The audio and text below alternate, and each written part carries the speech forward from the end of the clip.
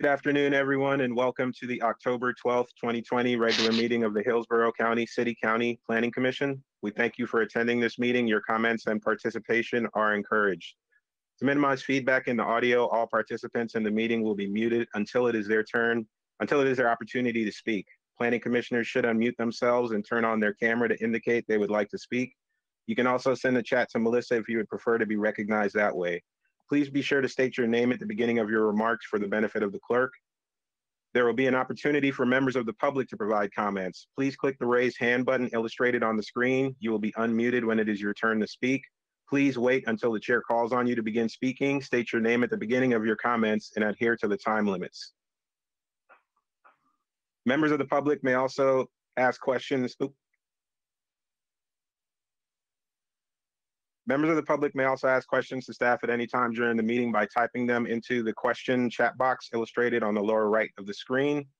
If anyone has difficulties or is watching via HTV and would like to speak during the public comment portion of the meeting, please call 813-273-3774, extension 376. That's telephone number 813-273-3774, extension 376. For action items, the meeting will be conducted as follows. The agenda item will be introduced. Staff will give their presentation with a 15-minute time limit. The applicant will be given the opportunity to make a presentation with a 15-minute time limit. Following the presentations, members of the public may address the Planning Commission when recognized by the chair. Public comment will be heard for 3 minutes per person. The applicant will be afforded a 3-minute period for rebuttal or response. Planning commissioners will ask questions. Public comment will be closed. Then upon a motion, second, and discussion, a vote will be taken. With that introduction, I would ask Commissioner Marino to lead us in the prayer and pledge of allegiance. Would all please rise? Heavenly Father, we come before you today with praise for your mighty power and guidance. We thank you for this day and thank you too for the many blessings in our lives, for our great country and for the opportunity to live in freedom. We ask your blessings on our leaders, and we ask that you give each one of us here today the wisdom to make the right choices so that our decisions will be in the best interest of the people of Hillsborough County. Amen. I pledge allegiance to the flag of the United States of America and to the republic for which it stands, one nation, under God, indivisible, with liberty and justice for all.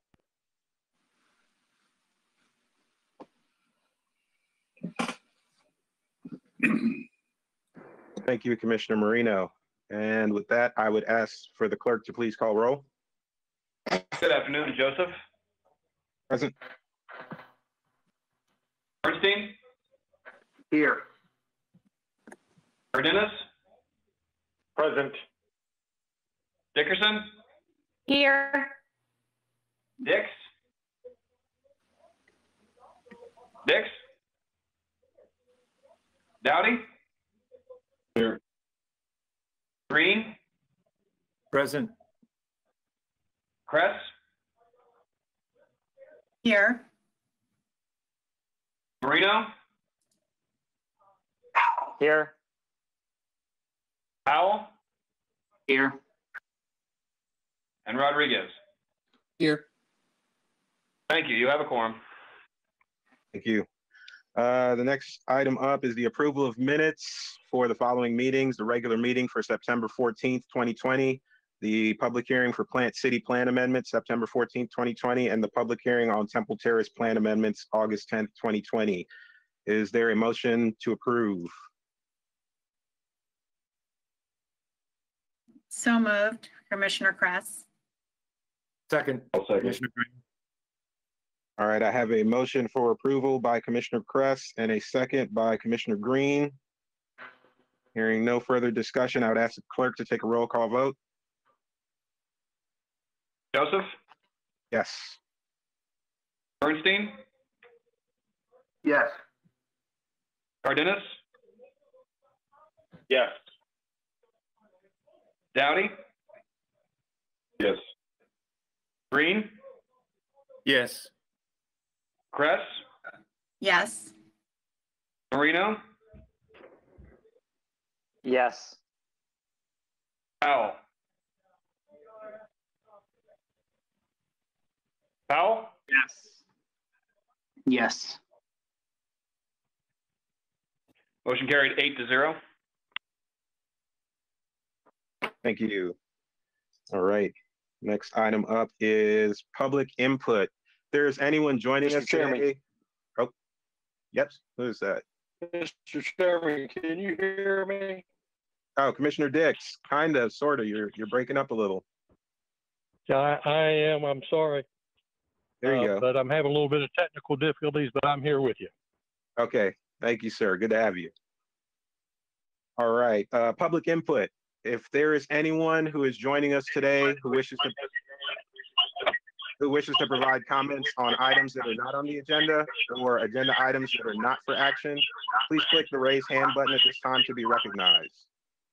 You will be unmuted when it is your turn to speak. Please wait until the chair calls on you to begin speaking and state your name at the beginning of your comments, and you will have 3 minutes. Again, that's for anyone who would like to provide comments on items not for action today, which there are a lot of. See any hands raised, Melissa? No. All righty. Then we will move right along to item number 3. Plant City 4-year 21 through 4-year 25 capital improvements element schedule of projects update presented by Mr. Diego Guerra.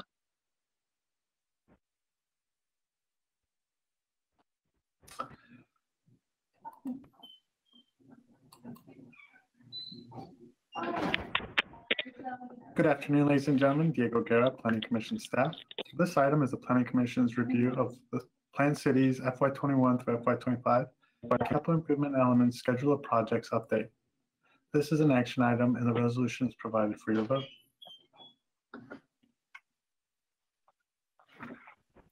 Chapter 163 requires that the schedule of projects, a list of projects that address levels of service and adopted in the comprehensive plan, be updated on an annual basis.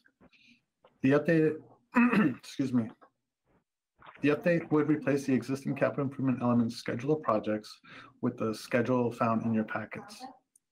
City staff identify projects in the capital improvement program that affect level of service, and it is these projects that make up the schedule of projects.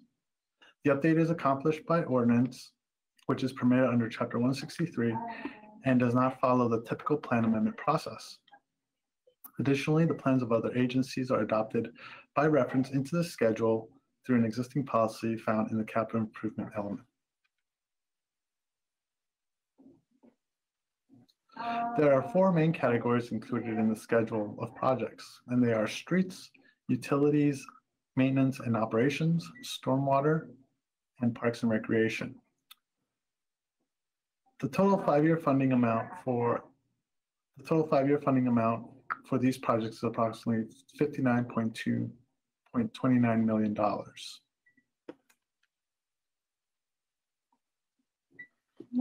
Planning Commission staff also examined the schedule of projects with respect to the goals, objectives, and policies in the comprehensive plan.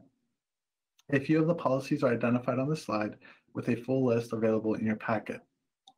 The schedule is consistent with the capital improvements policy 1.1.14, which states the top priority for funding is repairs or replacement of obsolete or worn out facilities.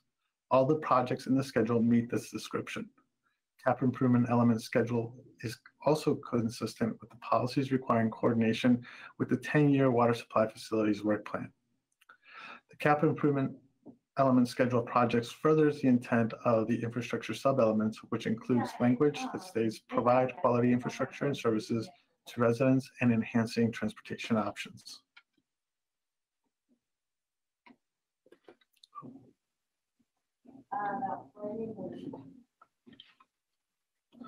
Planning Commission recommends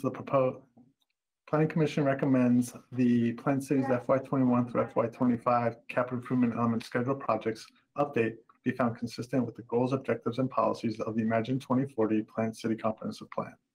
Ladies and gentlemen, this concludes my presentation. I'm available for questions.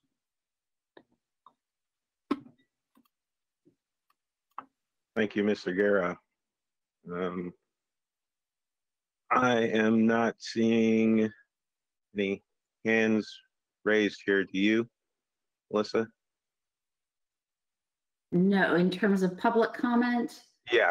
I don't see anybody in the public raising their hand. All right. So we will move past the public comment section, seeing no one raising their hands for public comment on this item, and I will open it up for comments from the planning commissioners. Mr. Chairman.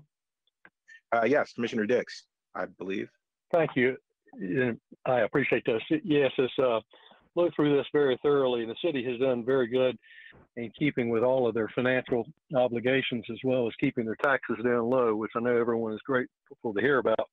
I was particularly pleased to see in this plan the amount that has been allocated for the improvement and the development of the McIntosh Park north of town. That's a project Plant City has worked on for many, many years, and lots of people have put a lot of blood, sweat, and tears into that. And I'm glad to see that those dollars have now been able to be found and allocated. So for the sake of argument, I would like to move that we find that the capital improvement plan to be found consistent. All right, let me just do one more quick check to make sure none of the other commissioners had any other comments. I see Commissioner Bernstein. Do you have any comments? No comments, Mr. Chair. I was simply planning to second in the absence of any other comments.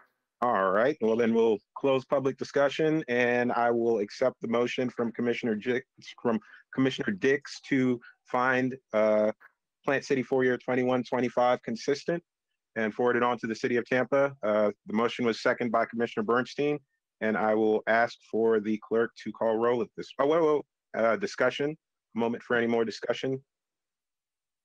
Nope. All right, well, I'll ask the clerk to take a roll call vote.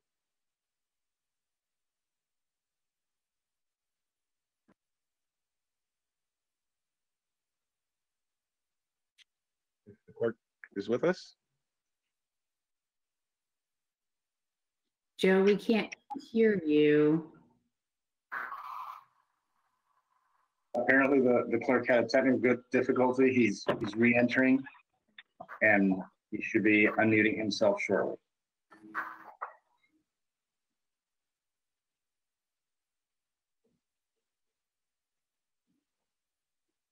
Okay, Joe, you should be able to unmute yourself. Can you hear me now? Yeah, there you go. Thank you. All right, don't know what happened there. Joseph? Yes, sorry. Bernstein? Yes. Cardenas? Yes. Dix? Yes. Dowdy? Yes. Green? Yes. Kress? Yes. Marino? Yes. Powell?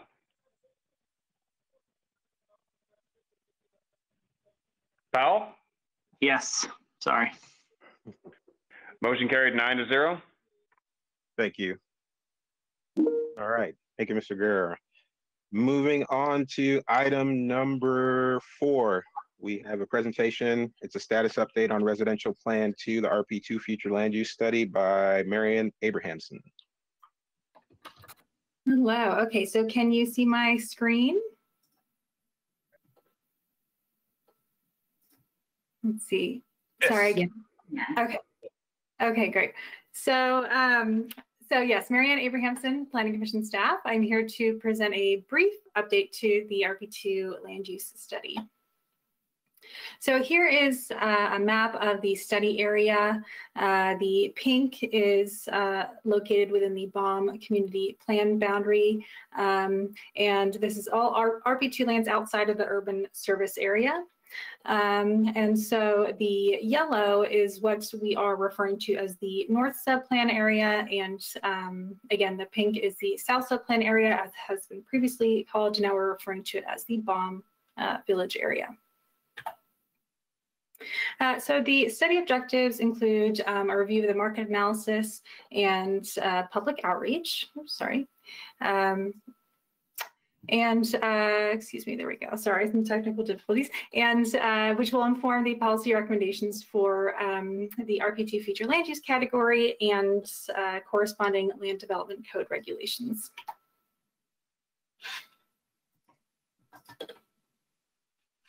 So Kinley Horn is the consultant for the RP2 Future Land Use Study, and the real estate market analysis is being conducted by WTLNA.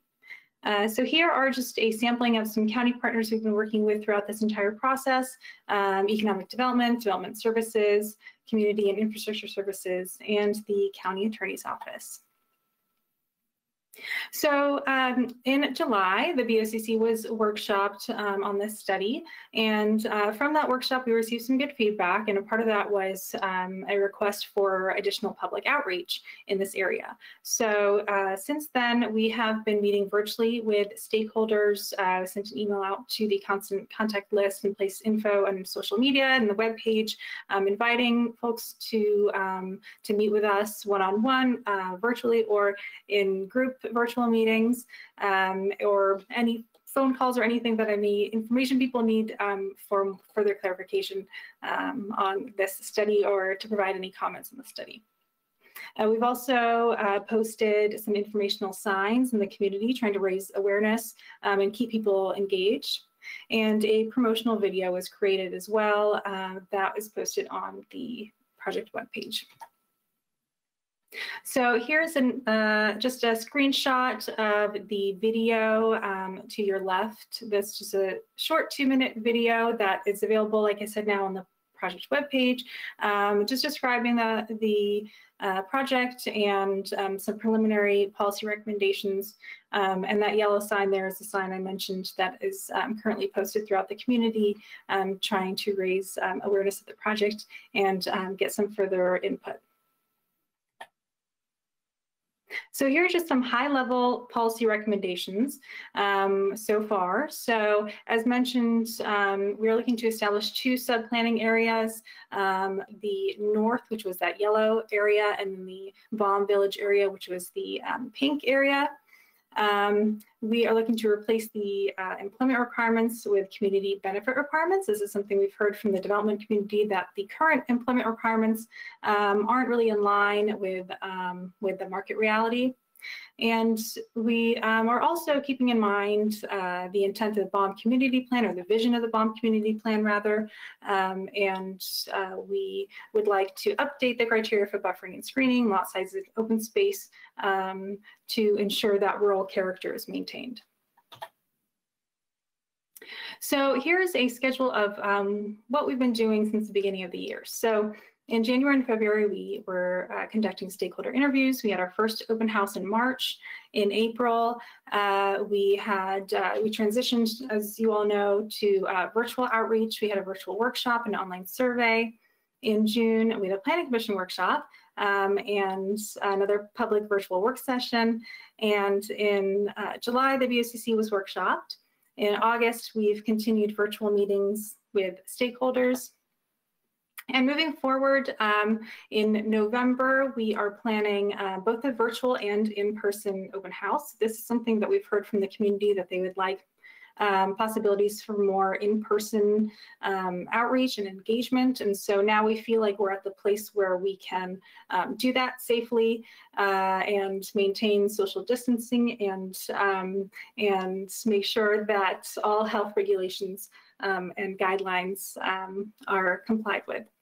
So in November as well, we'll have policy recommendations from the consultants. So there's going to be more to come. We're very close to having our 3rd draft ready to go. And so you'll be hearing more about the more detailed policy recommendations in the coming weeks and months. And so in December, we'll have, this is again tentative, but if we stay on track, we'll have a Planning Commission public hearing in December, a BOCC transmittal hearing in January, the adoption hearing in March, and the moratorium ends in May.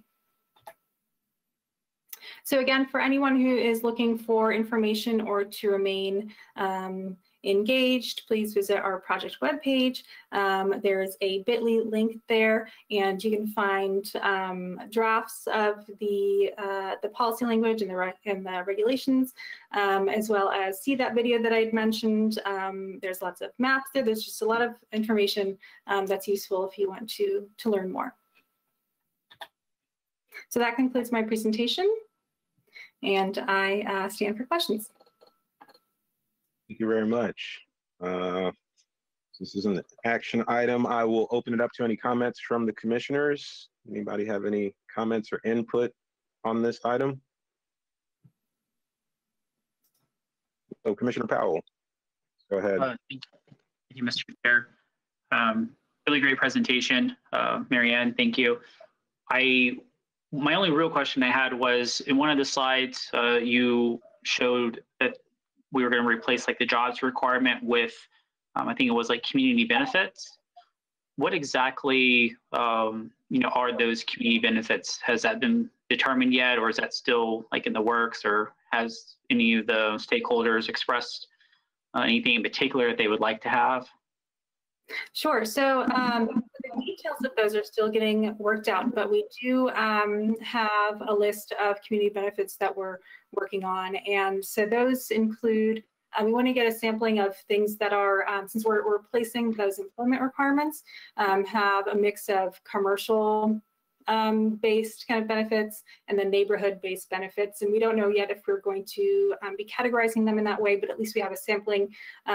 So for example, a community or a neighborhood based benefit would be a range of housing types, different housing types that would act as a benefit so that we would avoid kind of the cookie cutter homes and monotony, and we would have more of a range of housing types.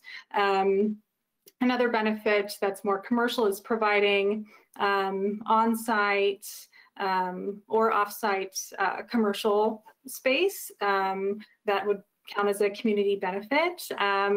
Another community benefit would be dedicating a certain amount of space for ELAP plans, although that requires some, of course, coordination with county staff to ensure that the county wants to, or that ELAP would be accepting of that.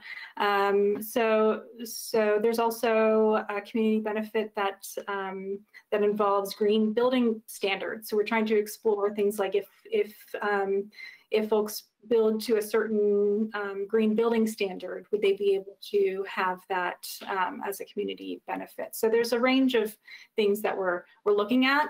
We're meeting with the county attorney's office now, as well as various county stakeholders, to make sure that that there's no issues there in implementation for those. Okay. All right, thank you. Mm-hmm. Thank you, Commissioner Powell. Commissioner Green, like you have a comment or question?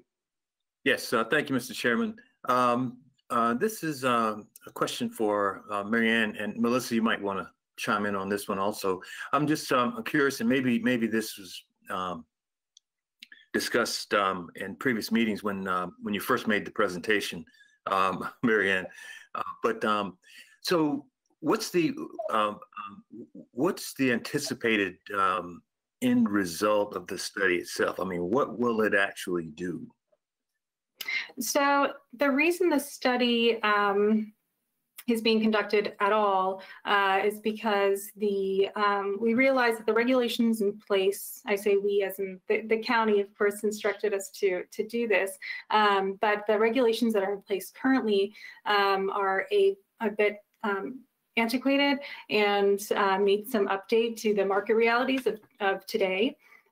So what this update is going to do is to, because there's a market analysis going along with this, is going to look at the market today and see how we can better suit the regulations to fit the market that's in place today, rather than when the regulations were initially established. And that was, and forgive me for not knowing the year, but I think about 28 years ago. Melissa, you probably know better than I do the year. But we're looking to update and really modernize the policies and make sure that the development that is occurring all over the county occurs in a way that makes the most planning sense, in a way, if that makes sense. And we just want to make sure that we're kind of catch up to the reality of the development patterns that are occurring. Yeah, so in addition to what Mariann just described in the text of the comprehensive plan, there also will be text changes to the land development code that implements the land use category. So both of those pieces will be coming to you all. And I did want to clarify, I believe it'll be a workshop with the Planning Commission in December and a hearing in January. And I apologize for not catching that earlier when you shared the PowerPoint with me, Mariann. But these drafts will be coming out in the coming weeks. We will make sure that you all are sent the drafts. It's a lot of volume of text to read, particularly when paired with the next item, which is on track for the same schedule. So that's why we want to have frequent opportunities for you all to digest all of the changes as well as ask us questions about them. Okay, so this study will definitely inform the land development code, particularly for this land use category. Now, or zoning category, I guess it wound up being a zoning. Well, it's a land use category that usually gets implemented through PD rezoning that have to comply with a certain section of the land development code. Okay. Now, are there other parts of the county where we're assuming this could be applicable also, or is it just South County? Today, the language in the comprehensive plan says that there are not to be any new plan amendments to the RP2 land use category. So it was applied in a certain geography, and in the last update of the county's plan, they put a policy in place that it could not grow beyond that. So I think that's something that once we see how the category is modified and changed, we'll have to see whether or not there is a desire to apply it anywhere else in the county. Okay. All right. Thank you. Thanks, Mariann. Thank you. Thank you, Commissioner Green. Any other comments or input from the commissioners? All right. Seeing none, we'll move on. Thank you very much, Mariann. Thank you. All right. Moving on to item number 5. It is a presentation on the status update for the Wimauma Village Residential 2 WVR2 Future Land Use Study, and that will be presented by Tatiana Gonzalez. Good afternoon, commissioners. Let me share my screen.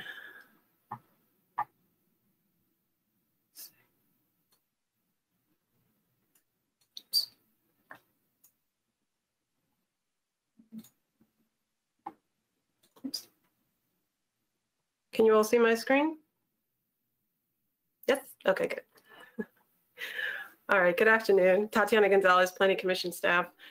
This presentation is a status update on the WVR2 land use study and community plan update, and it is an information-only item. This map highlights the Wimauma Village Residential 2 land use study area in dark blue.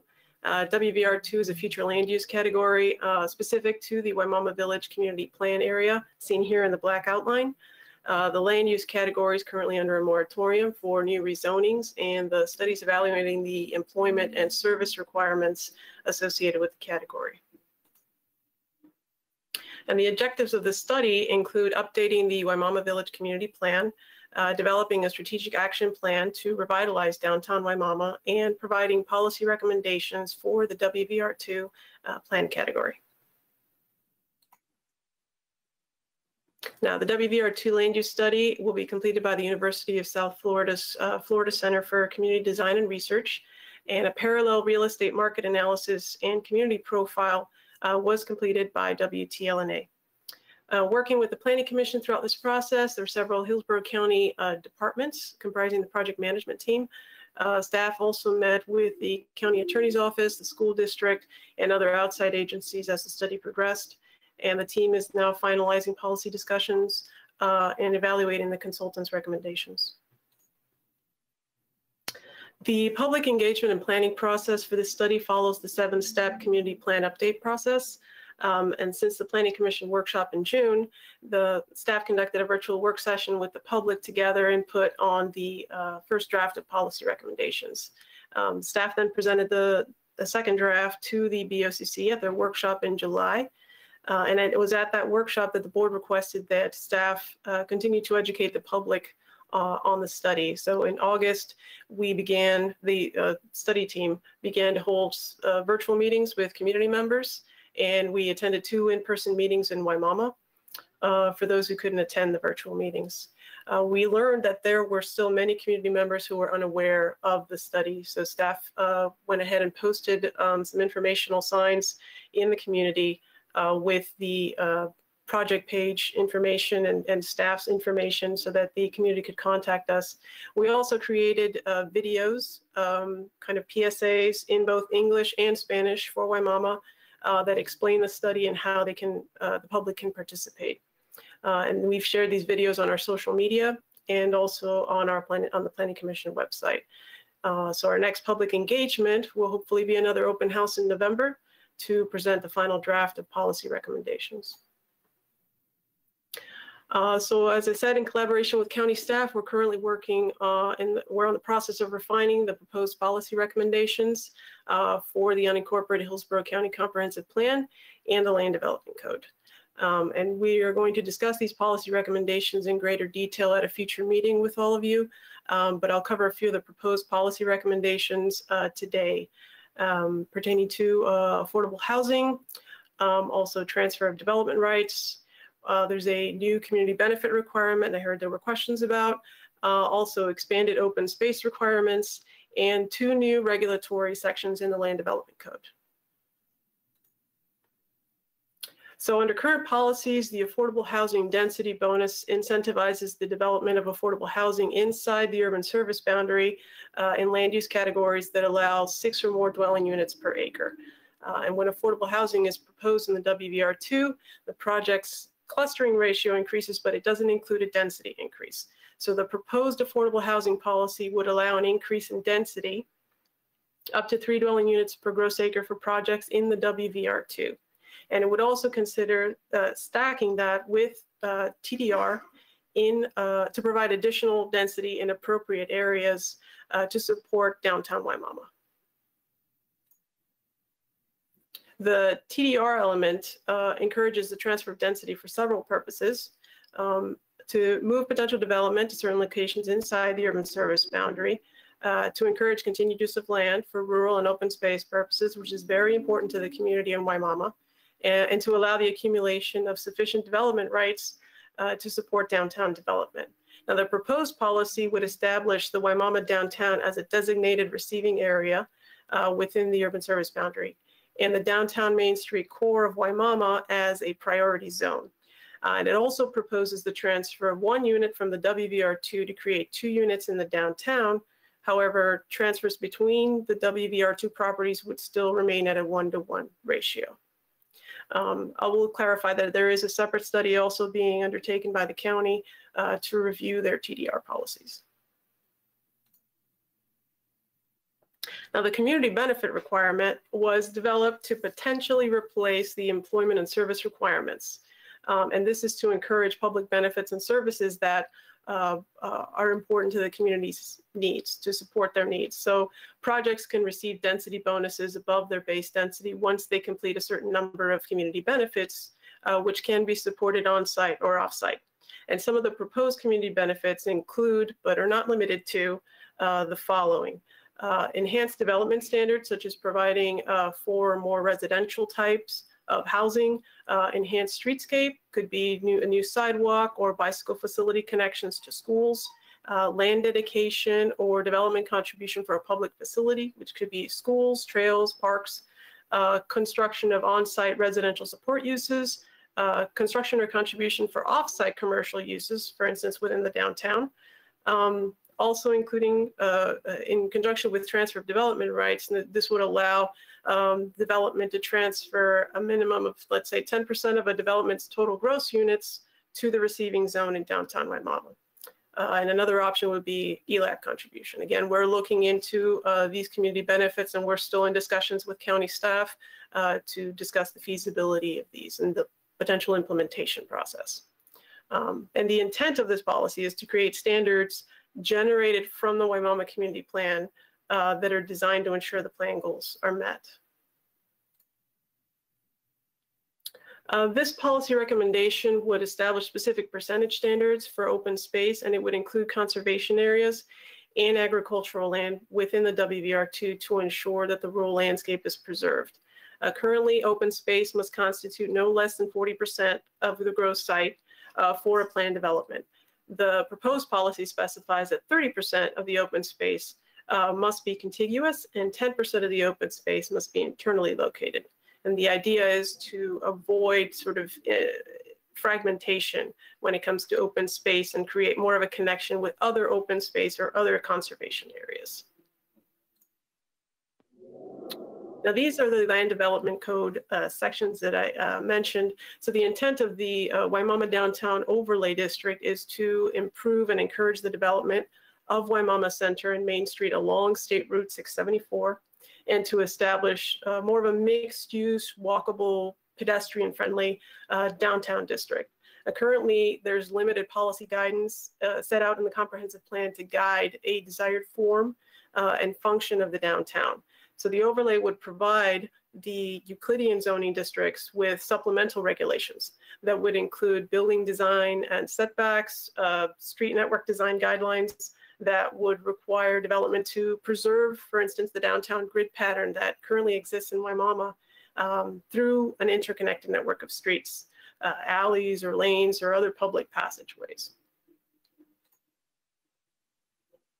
The intent of the Wimauma Village residential neighborhood is to improve and encourage connectivity with Wimauma Center and the Main Street, and to establish a residential district in the WVR2 with more of a sustainable growth pattern. So currently, each property that wishes to develop above the 1 dwelling unit per 5 acres has to submit a detailed site plan and go through the public hearing process. The proposed standards would add to that. It would provide more specifics for development, namely housing types.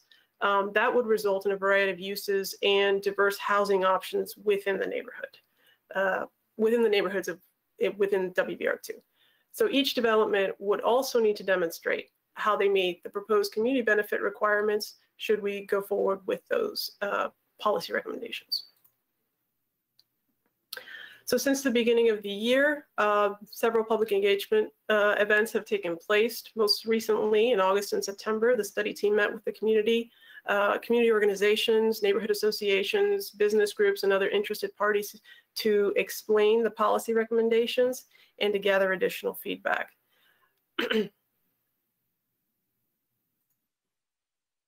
So our next steps are to hold a second open house and renotice all the residents within the Wimauma community plan boundary. This open house will provide the general public with an overview of all the proposed changes to the comprehensive plan, policies, and also the land development code regulations. So the consultants will finalize their policy recommendations, hopefully in November, and then we'll move forward to public hearings in the new year. So the final adoption would also take place in the new year.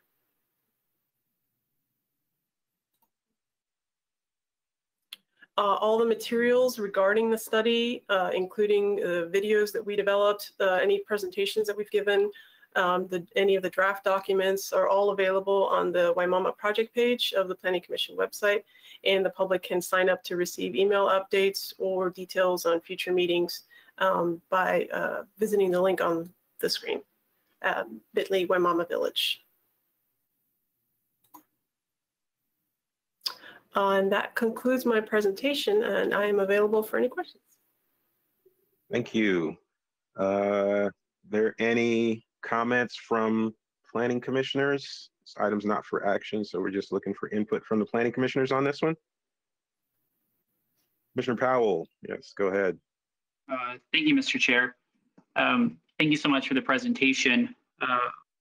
Two things. The first thing that really stood out to me was when you mentioned that there would be 40% open space and 30% of that would have to be contiguous. In order to have that, isn't that going to force a lot of clustering, in those developments, and having to have, some really small lots, and we're talking like 40s, which I don't think we've really been wanting to promote. And so to me, that area doesn't seem like they really want their homes really close together, and cluster, that they really want them more spread apart. But you're going to have that much open space where you only get 60%, to build on. And once you factor in the roads and setbacks and all that, how are you going to be able to achieve, density? Right, and this is something that we're still working on is, the feasibility of some of these policy recommendations. So we're working with county staff to actually really figure out the details of that. Okay. And then do we have any sort of like update on the market analysis? Sorry, I'm losing my train of thought. From WTL, as it relates to, the studies?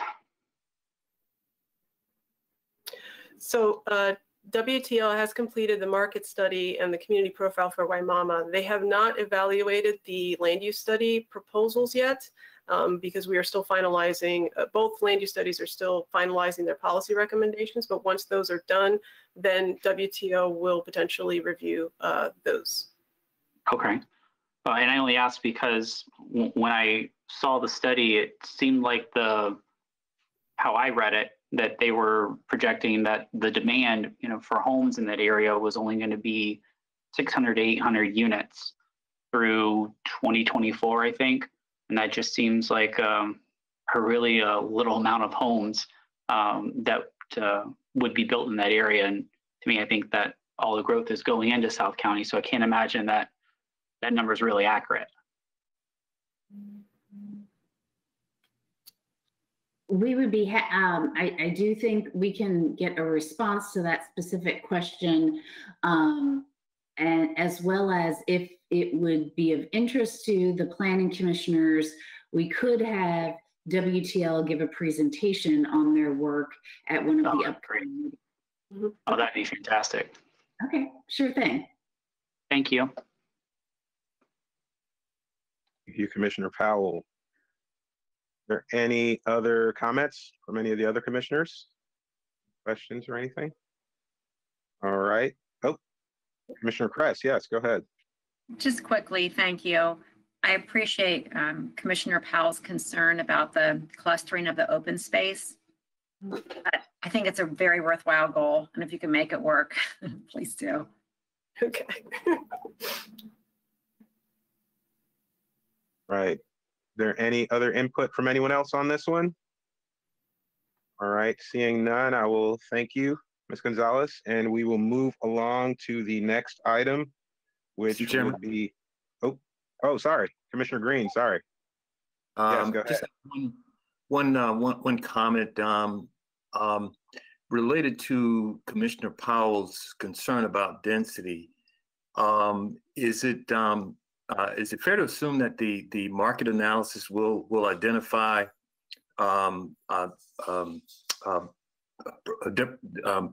different densities, let's say, that's possible here, other than single family house, that is multifamily house, multifamily housing? Would that be would that be part of their findings as well?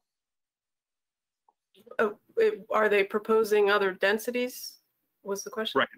Well, to achieve let's say a certain density in this area, something other than single family housing, would they identify other multifamily housing opportunities as well? You mentioned that only 600 units or so is rather, is not that dense at all. Okay, but we're talking about a village concept, and of course density is should be a factor in achieving that in some way, but I'm just curious as to whether or not their findings or the other findings from the other consultants will actually identify either multi-family housing types or some type of neighborhood mixed use building types that include residential as well. Yes, so the WVR2 land use study is actually trying to sort of weigh the development, denser development, which there is a lot of demand in South County right now for that kind of growth. But there's also the desire to preserve the rural fabric of Wimauma. So the idea is that by maybe focusing some of that development, mixed use, more multifamily within a specific area in Ymama that would free the remainder of Ymama, particularly in the WVR2, to remain less dense, transferring that density outside or away from the WVR2 area into the core. So hopefully, yes, that's what we're trying to work on. Okay, good. Thank you. Okay, so I wanted to make sure that was definitely going to be a consideration as part of this. Okay, good. Thank you, Tatiana. Okay. All right. Thank you, Commissioner Green. Are there any other comments? I'm going to do a going once, going twice this time. Seeing none. Thank you, Tatiana, and we will move on to the next item. Item number 6 is the briefing for the City of Tampa Land Development Code Amendment and Chapter 27, minor procedural changes, and it's being presented by staff member Danny Collins. Good afternoon, commissioners. This is Danny Collins with your Planning Commission staff. The next item is a text amendment to the City of Tampa's Code of Ordinances. Typically in the past, we did not present a briefing to the Planning Commission for LDC text amendments. This is a new process and no action is needed at today's briefing. The amendment seeks minor procedural changes to Section 27 of the Land Development Code. This amendment is being submitted outside of the city's biannual cycle for text amendments and will come before you at the November 9th public hearing. I will turn it over to Andrea Zellman with the city's legal department. I believe she has a brief presentation for you. Good afternoon. Can you all hear me? Okay. I'm going to share my screen if I may. Sure. Can you all see that? Okay. Can you all see it now? Yes, we can. Okay, great. And I'll try to make this quick. This is actually a PowerPoint that we prepared for briefings we've been having with City Council. So I'll skip some of the slides, but I'll walk you through the main thing. Just for background, when Mayor Castor came into office, she convened several what we call T3 committees, Transforming Tampa's Tomorrow. One of them was for development services, and we the city took in many recommendations about how to make both the code itself better and the development services process better. And this is kind of our first stab at improving the land development code. A lot of it is what I would call low-hanging fruit, some easy fixes to the code. But it's important. It's important. So when you look at the amendment, it's long.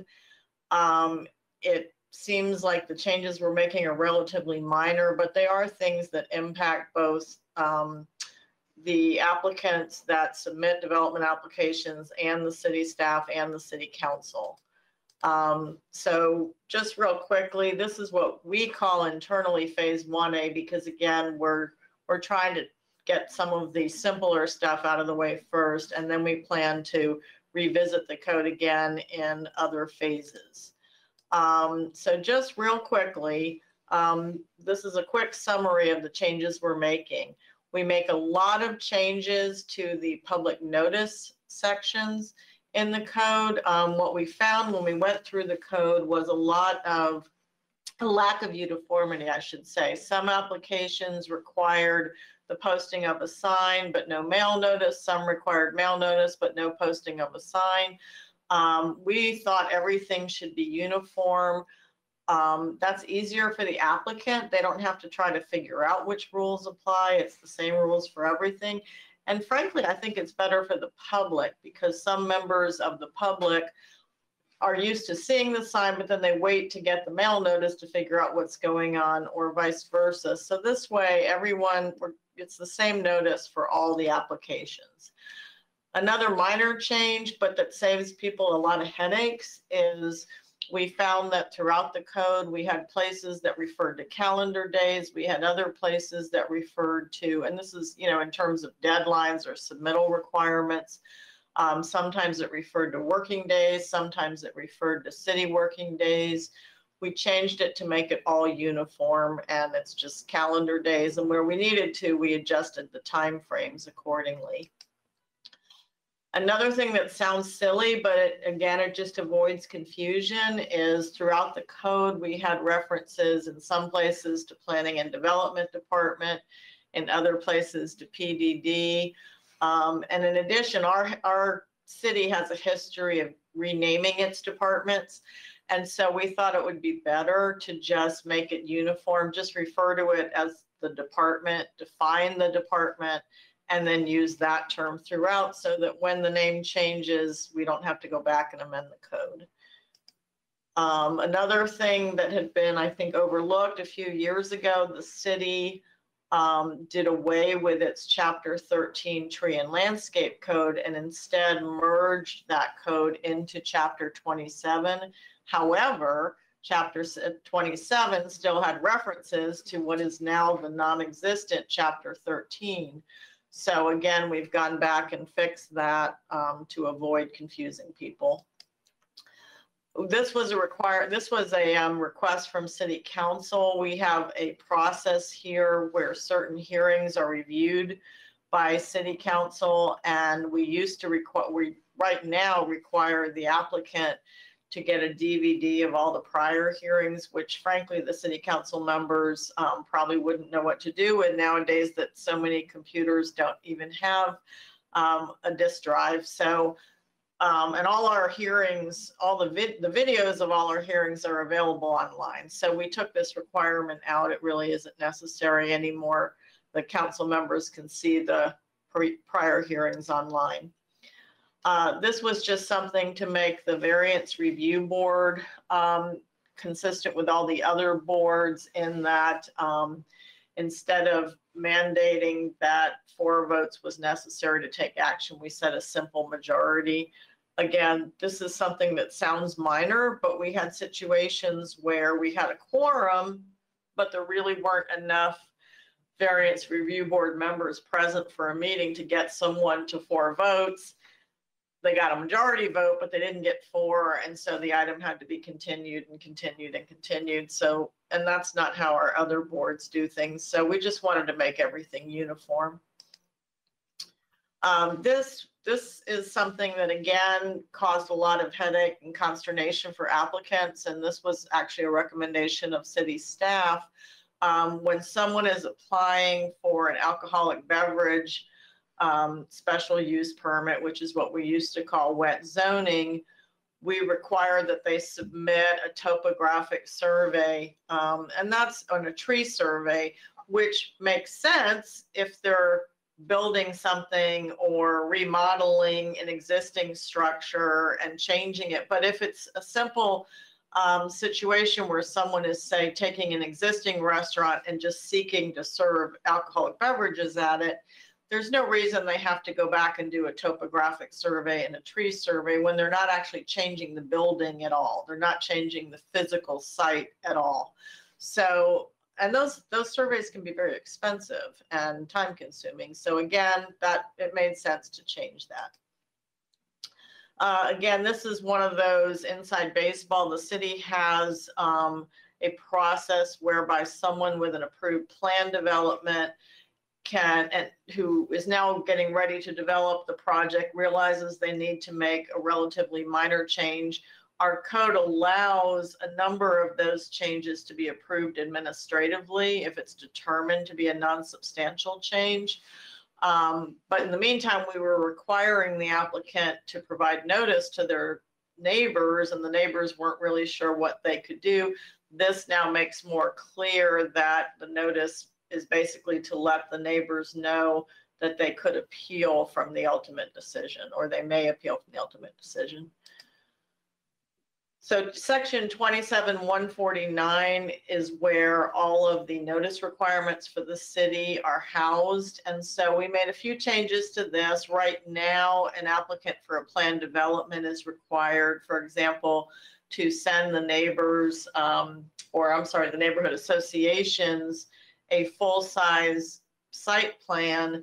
And that's costly to print those and mail those. And in fact, they're all available again online. And we help our neighborhood association groups learn how to use our system and find those online. So we're going to eliminate that requirement. We're also joining the 21st century and allowing applicants to submit their affidavit of compliance with the notice requirements electronically. And as recently as today, we also received a request from, because we've been shopping this amendment amongst our city council members and staff and other interested groups. We're also going to clean up some language about making it clear that the notice lists that people obtain need to be certified by the property appraiser. This, back in 2019, the Florida legislature adopted a bill that required statewide uniform timeframes for local development approval of development orders or permits. And so basically, this is a new section that will be in our code that just incorporates those statutory timeframes. And they were designed to expedite review of the applications. And then the city, within the last year, discovered that one of its stormwater lists had a name that had negative connotations to it. So we're amending Chapter 27 to remove reference to that phrase. Likewise, we had parts of the code that still referred to the Board of Adjustment, which the city no longer has. The Board of Adjustment has been the variance review board for at least 20 plus years, but the code had never been updated to reflect that. As I said, a lot of this is cleanup, but necessary cleanup. This particular change right now, this doesn't change anything substantively. We just had a section in our code that described where RVs and boats must be parked on a residential zoning lot. It was written in a way that caused a lot of confusion. So we went back and just tried to clarify the language again, not changing anything substantive, but just making it more clear. And then this final change is there was a change a couple of years ago that changed the buffer requirement between certain uses. And somehow when the ordinance made its way to MuniCode, which of course publishes our code, this change never made it into MuniCode. So again, we're just correcting the scrivener's error that has persisted since that time. This is our schedule. As you can see today, we're having the Planning Commission briefing. We're going to take this to a City Council workshop on October 22nd. We'll come back before this board on November 9th, and then we're targeting November 19th for the City Council to have its first full public hearing on this. So that's all I have. I can stop showing my screen now. Does anyone have any questions? Thank you. All right, commissioners, since this is not an action item, just a briefing, there any comments or questions or any input from the commissioners? Not seeing anyone. For my part, I just wanted to add a thank you to the City of Tampa staff, Ms. Selman. I see Ms. Doc also on the call there. We really appreciate getting this stuff ahead of time so we can wrap our heads around it before we have to make a decision on it. So I just want to say good work in getting this up here for a briefing first this time. Thank you for that. Okay. Thank you. All right. Seeing no one else, I will thank you, Mr. Collins, and we will move on to the next item, which is item number 7. Looks like a bunch of things. Briefing on City of Tampa plan amendments, and we will start with 7A, which is TACPA 20-21 Future Land Use Map Amendment. And it will be presented by staff member Jennifer Malone. Jennifer Malone with your Planning Commission staff. I hope everyone can hear me and see my screen. This is Plan Amendment 2021, which is essentially CSX right-of-way, and I'll get into those specifics in a minute. It's located in the Central Tampa Planning District as well as within the West Tampa Urban Village. It is kind of borders. This is the University of Tampa. This is North Boulevard, West Cass Street, and North Willow Avenue. This has been a pretty active area of the city with plan amendments and zoning requests immediate area, but this is the exact outline of the subject site. It is privately initiated. It is under ownership by CSX, and it is a small scale amendment at approximately 4 acres. There's 3 different future land use designations: general mixed use 24, urban mixed use 60, and public semi-public. And the request would take the entire subject parcel to urban mixed use 60. Here's another boundary of the subject site, and this is the adopted future land use map. So we can see here that the urban mixed use 60 and the public semi-public kind of meet in the middle of the folio, and then that transitions down to the general mixed use 24 and the public semi-public as we get further south along West Worth A Street. And then this sliver up here is only public semi-public on the northern edge of the subject site. And this request would take this all to one uniform future land use designation, even including the northern edge. This would increase the potential of the subject site from about 106 units to approximately 240 units, and it would greatly increase the non-residential square footage or residential square footage that could be developed from about 260,000 to 566,000. It would also amend the entire site to a unified future land use designation, not associated with a public use, because this is privately owned by CSX, and they would like to develop the subject site. And that concludes my presentation, but I am available for any questions. All right, thank you, Ms. Malone. Are there any comments on this one or input from the commissioners? All right, not seeing anyone, we will move on to item B, TACPA 20-22, Future Land Use Map Amendment, presented by staff member David Hay.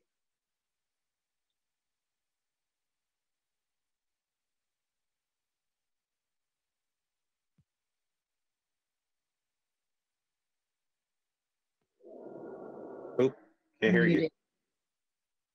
Helps if I unmute. Good afternoon. This is David Hay with your Planning Commission staff. Can you see my screen? Yeah. Okay. The next amendment is TACPA 20-22. It's located at 7,300 South Swoop Street. It's located down in the Port Tampa neighborhood. It is located within the South Tampa Planning District as well. Here we have an aerial of the subject site. It's outlined in red. You can see West Ingram Street to the north.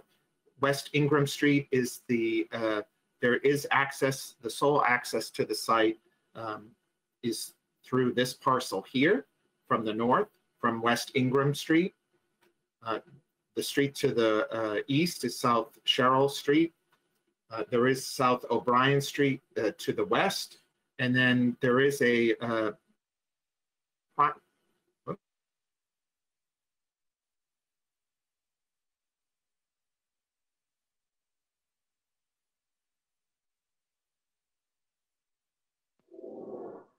Did we lose him? David, you there?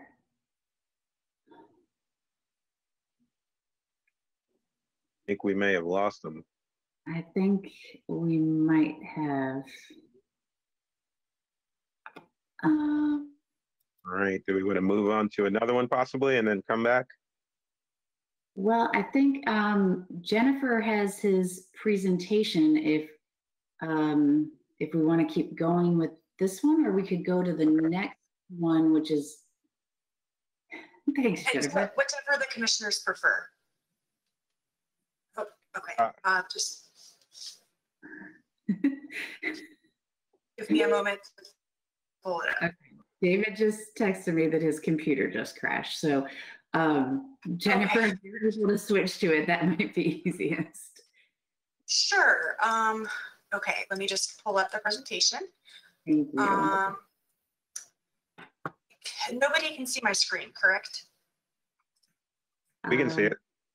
You can? Okay. Yes. Great. Okay, so I believe that he was on the aerial when we had some technical difficulties. So this is also a privately initiated amendment, a small scale. It's just under an acre. It is the request is from residential 35 to light industrial. So the surrounding area, we have light industrial in the area. There's also residential 10 to the south. Residential 35 is the subject site. So there's already a pattern of industrial within the surrounding area. And the request would just be to continue that industrial pattern to allow those uses within the area. I would also note that there is no access. The only access to the site, I believe, is from West Ingram Street, and that there's no access from West Loop as of yet. So this would remove density on the subject site. So it would go from 34 units to 0, essentially, but it would increase the allowable square footage from 25,000 to 64,000 approximately. So it would remove that potential for residential uses, and it would increase the non-residential intensity and expand the zoning districts allowed under this future land use designation. And that concludes the presentation. I can certainly try and answer any questions. All right, thank you. Any comments or questions from the commissioners? Not seeing any. I will thank you, Ms. Malone and Mr. Hay, for the report, and we will move on to item C, TACPA 20-23, future land use map amendment, and this one will be presented by staff member Danny Collins.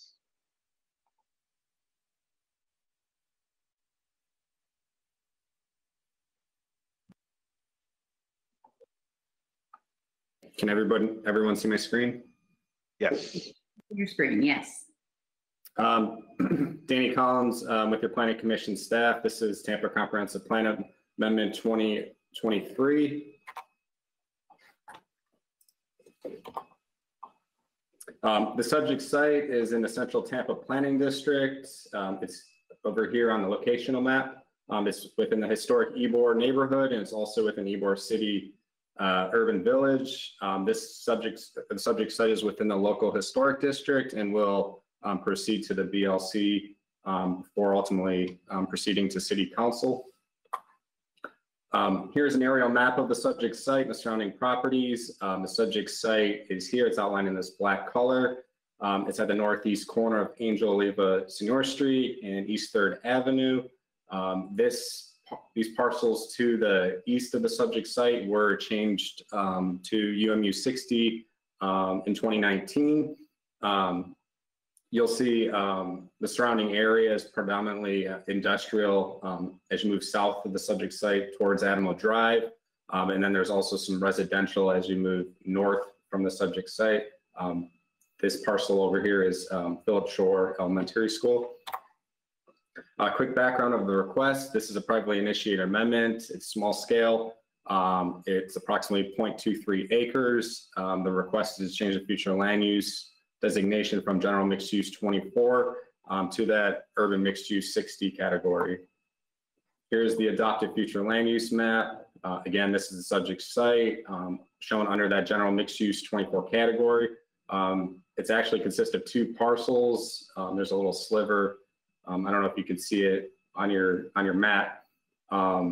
It's adjacent to UMU 60 and to the east and to the south is UMU 60. You'll see some GMU 24 as you move west from the subject site. And then 1 block to the south, you'll see light commercial, which is represented by this gray color. Here is the proposed future land use map showing the subject site under that UMU 60 category. Currently under the GMU 24 category, the site can be considered for 5 dwelling units or just over 15,000 square feet of non-residential development. As proposed, the subject site under the UMU 60 can be considered for 13 potential dwelling units or just over 32,000 square feet of non-residential development. So this would allow for higher residential density and greater commercial intensity on the subject site. That's all I have. Are there any questions? Thank you, Mr. Collins. Any comments or questions from the commissioners? Not seeing any, not seeing anybody popping up. We will move on to the next item, letter D, TACPA 20-24, future land use map amendment. And back with us once again is Mr. Hay as the presenter, David Hay. Oh, we can't hear you.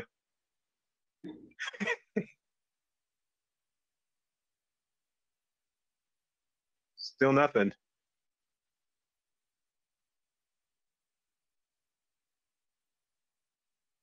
Or maybe not. Well, visually with us is Mr. Hay. By switching your microphone selection, David.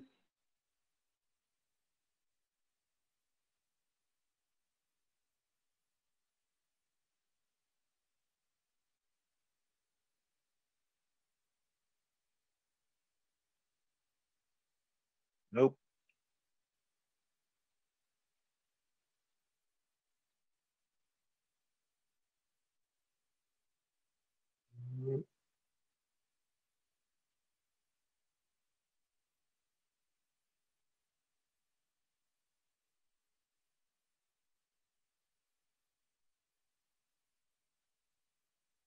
Who's David's backup for this one? Would, yeah, it's showing you can hear us. Oh, he went away. Do we have a backup for this one, or should we move on to the next one? Maybe I can certainly back up for this one, or we can go to 2032 and we can come back to this. It's up to whatever the commissioners. Well, you're on a roll, so go ahead. We'll go ahead and let you do this one also. Sure. And that was 24, am I correct? Yes, yes. Okay. Let me just get the PowerPoint up if you can just bear with me for a moment. Yeah, no problem. Okay. I hope everyone can see that PowerPoint. Okay, great. So this is in the Central Tampa Planning District within the East Side Commercial Neighborhood. This, we are at East Washington Street. This is the subject site kind of at the end of East Washington Street, just south of the Leroy-Salmon Expressway. We have South 50th Street in the area as well, and the CSX Railroad that is to the north of the subject site, and we're also East Adamo Drive is also to the north. This is a privately initiated small scale amendment at about 6 acres, and the request would be from transitional use 24 to residential 35. Here's an adopted future land use of the subject site. To the south of the subject site in that yellow, that is unincorporated Hillsborough County. So that is a residential 9 category under that jurisdiction. But the subject site itself is that transitional use 24 category. There's also heavy industrial and light industrial in the area as well. And then a little bit of regional mixed use 100 that is fronting Adamo Drive to the north. And the request would change this to residential 35. This would increase the potential dwelling units from approximately 144 to 211. It would reduce the amount of square feet because the residential 35 is a purely residential category. So it would remove the potential for commercial general, commercial intensive, and industrial general uses on the subject site. Any questions? All right. Thank you, Ms. Malone. Any questions, any comments from the commissioners on this item? 20-24. Not seeing anybody popping up. We will move on then to your next one. Item E, TCPA 20-32. Ms. Malone again. Can everyone see that PowerPoint? Yes? Yes. Okay. So this is on 311 North Newport Avenue. This will look very familiar to the planning commissioners. I'll explain later in my presentation, but it is in the Central Tampa Planning District as well as within the West Tampa Urban Village. The site came before you previously, and I believe it was approved in February of this year, which I know could seem like a lifetime ago. The applicant is back with a different request, which again, I will explain at the end of my presentation, but it's this site right here. We have the University of Tampa, North Willow Avenue, North B Street, West Cass, and then Newport. This was previously approved to the Urban Mixed Use 60 category under TACP in 1917. It is a small scale, privately initiated, about 1.78 acres. The new request would be to go from Urban Mixed Use 60 to Regional Mixed Use 100. So this is the plan amendment site reflecting that adopted Urban Mixed Use 60 that this board and Tampa City Council, this board found consistent and Tampa City Council approved this summer. We have the Urban Mixed Use 60 pattern to the north. We have the public and the University of Tampa, which is blue, and then General Mixed Use 24 to the north as well, the subject site.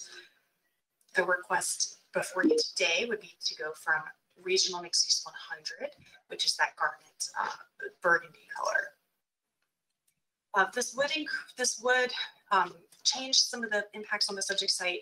It would increase the potential units from about 100 to 178, but more importantly, it would change the bonus structure, and I will get to that on my next slide, but it would essentially increase the subject site from 250,000 square feet to 271,000 square feet. In the next slide, I show there's essentially two different mechanisms for the applicant to get to a higher FAR. In the urban mixed use 60 category, it's a starts at a 2.5. The applicant can get to a 3.25 if they pay a payment to the city of Tampa. And there's a development agreement and Tampa City Council approves that. However, there's another mechanism that the applicant can take on the subject site. There's a bump from 2.75 FAR to 3.25 if criteria that is laid out in the plan is met. That criteria is that the subject site must be on an arterial, there must be 2 uses, so a mix of uses within the proposed development, and there's also an acreage requirement. The site is not on an arterial, so the site would not be eligible for that bump by meeting the criteria in the plan. It would have to pay the bonus to the city. So the applicant is requesting that they're bringing the site back for the RMU 100 FAR, which has no bonuses built into that category. It is a 3.5 FAR by rate.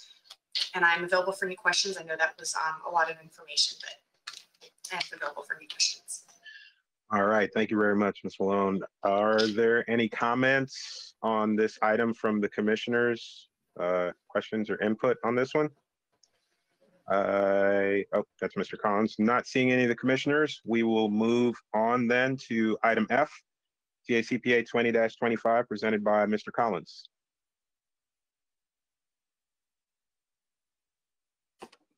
Danny Collins again with your Planning Commission staff.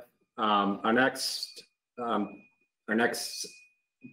amendments are the continuum park amendments that you've seen previously.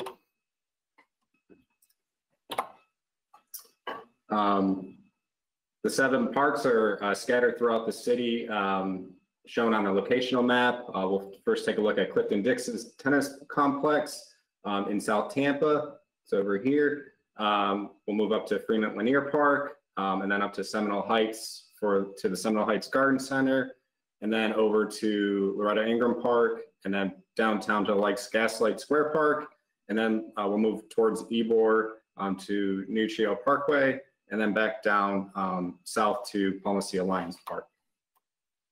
Quick background, this is a publicly initiated by Tampa City Council to recognize existing City of Tampa parks. Each park is listed on the City of Tampa's dedicated park list. All sites would be recognized through the Recreation Open Space Future Land Use designation. Okay, our first park is TACPA 2025. It's Clifton-Dixon Tennis Complex. It's in the South Tampa Planning District, and more specifically in the Palmacio West neighborhood. Here's an aerial map of the subject site and surrounding properties. The site's outlined in this purple color. You'll see the site's predominantly surrounded by residential uses. Here's the adopted future land use map. The subject site is currently under that residential 10 future land use designation. This is the proposed future land use map showing the subject site under that recreation open space category. The request would remove the potential of residential development from the subject site. Are there any questions?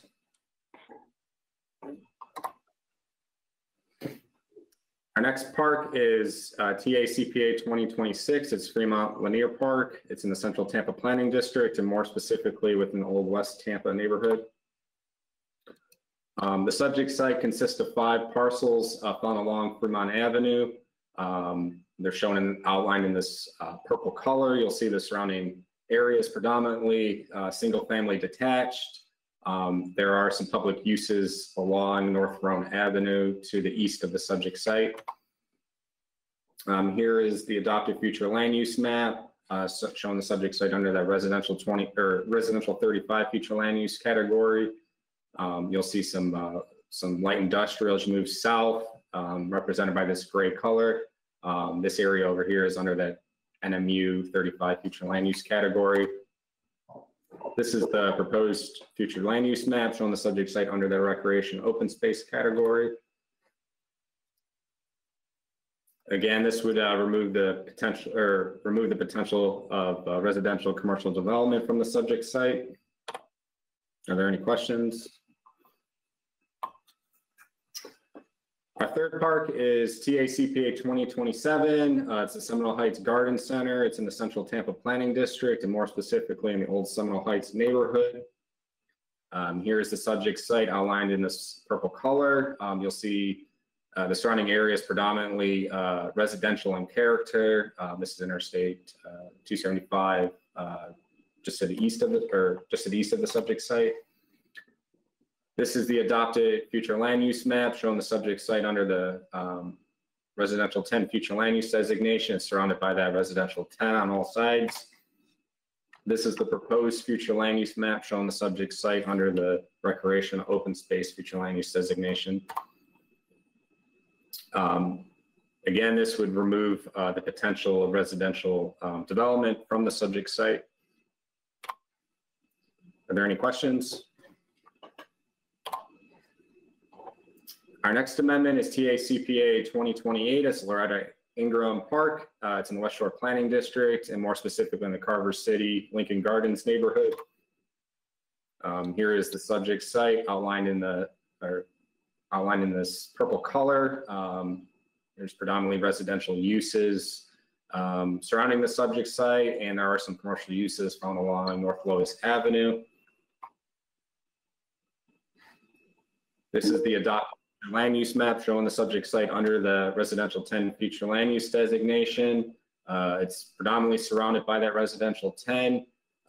This pinkish purplish color is regional mixed use 100, which is one of the more intense future land use categories. Here's the proposed future land use map showing the subject site under the recreation open space category.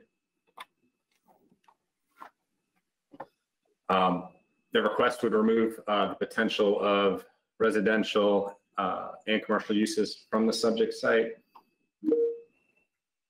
Are there any questions?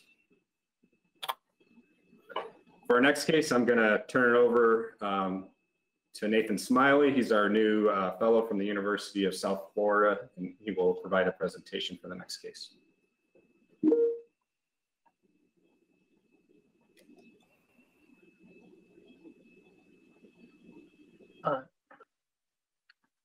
Hello, Danny, could you pull up your PowerPoint? There we go.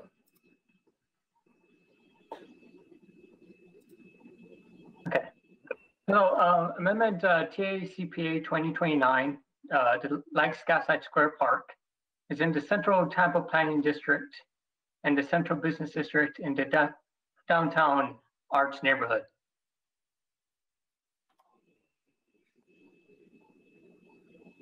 In the aerial map, the Hillsborough River and the Rivergate Tower are to the west of the site, and to the east there is the Tampa Police Department. There are also multiple restaurants on the north side of the site, and to the south there are a couple banks as well as Tampa City Hall. I'm gonna mark that. Let me join your hotspot.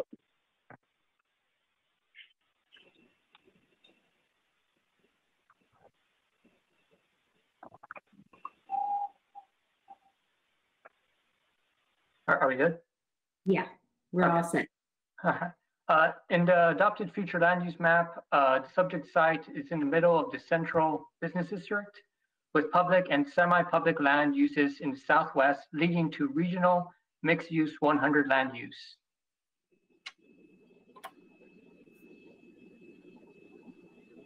With the proposed future land use, the subject site will be properly designated as recreational open space.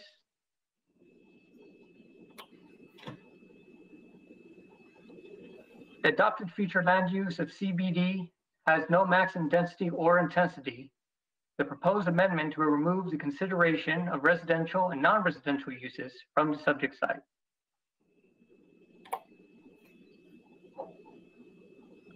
I'm going to pass it back to Danny Collins if there are any questions.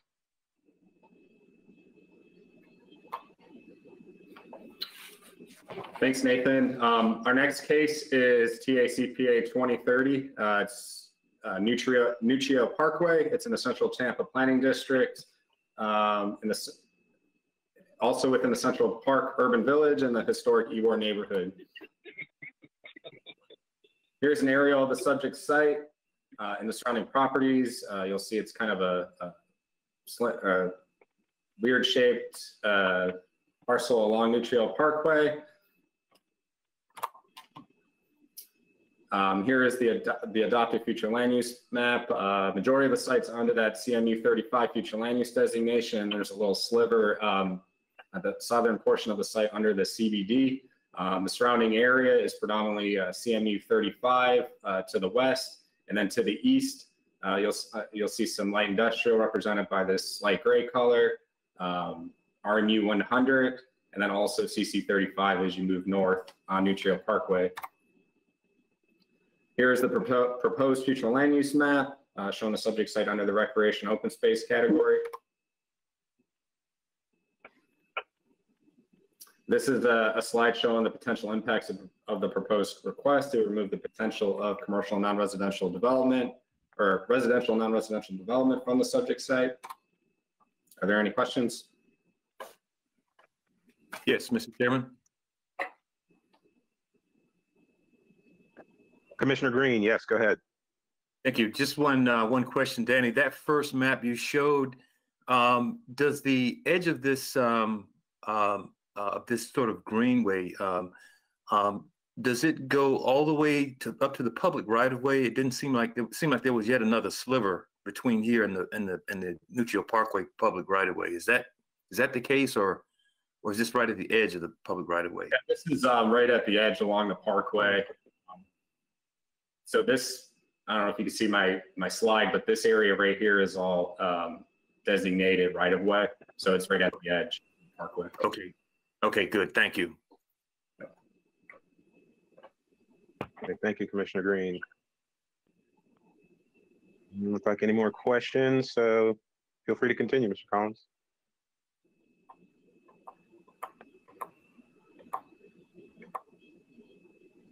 Our last park is TACPA 2031. It's Palmacio Lions Park. It's in the South Tampa Planning District, and more specifically in the Gandy Sun Bay South neighborhood.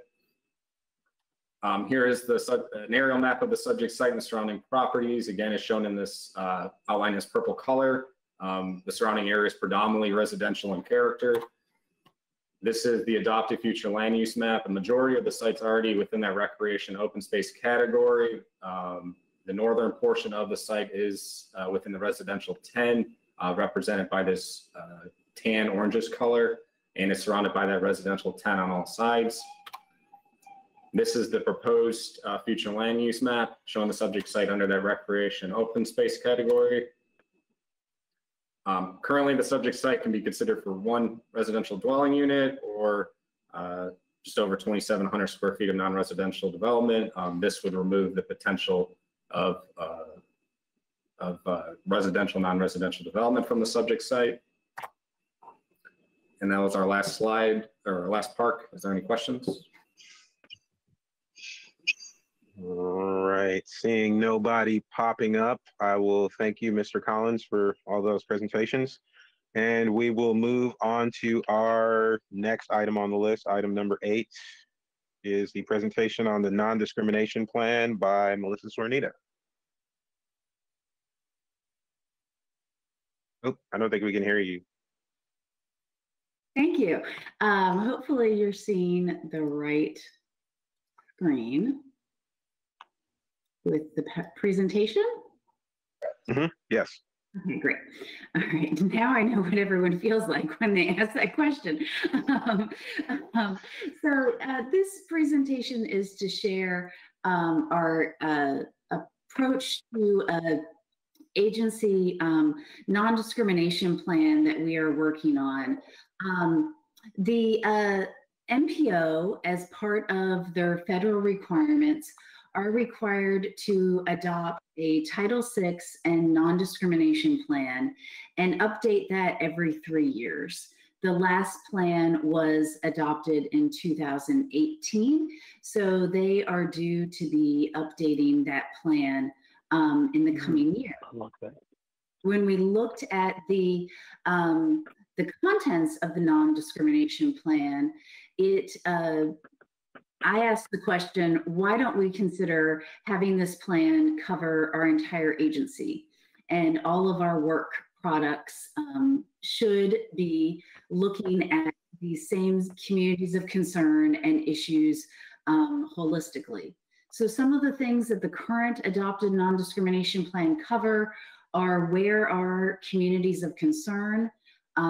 It determines what those are and then locates them geographically, looks at ways that we can engage those communities in our work. How do we do that? And are there opportunities for improving that?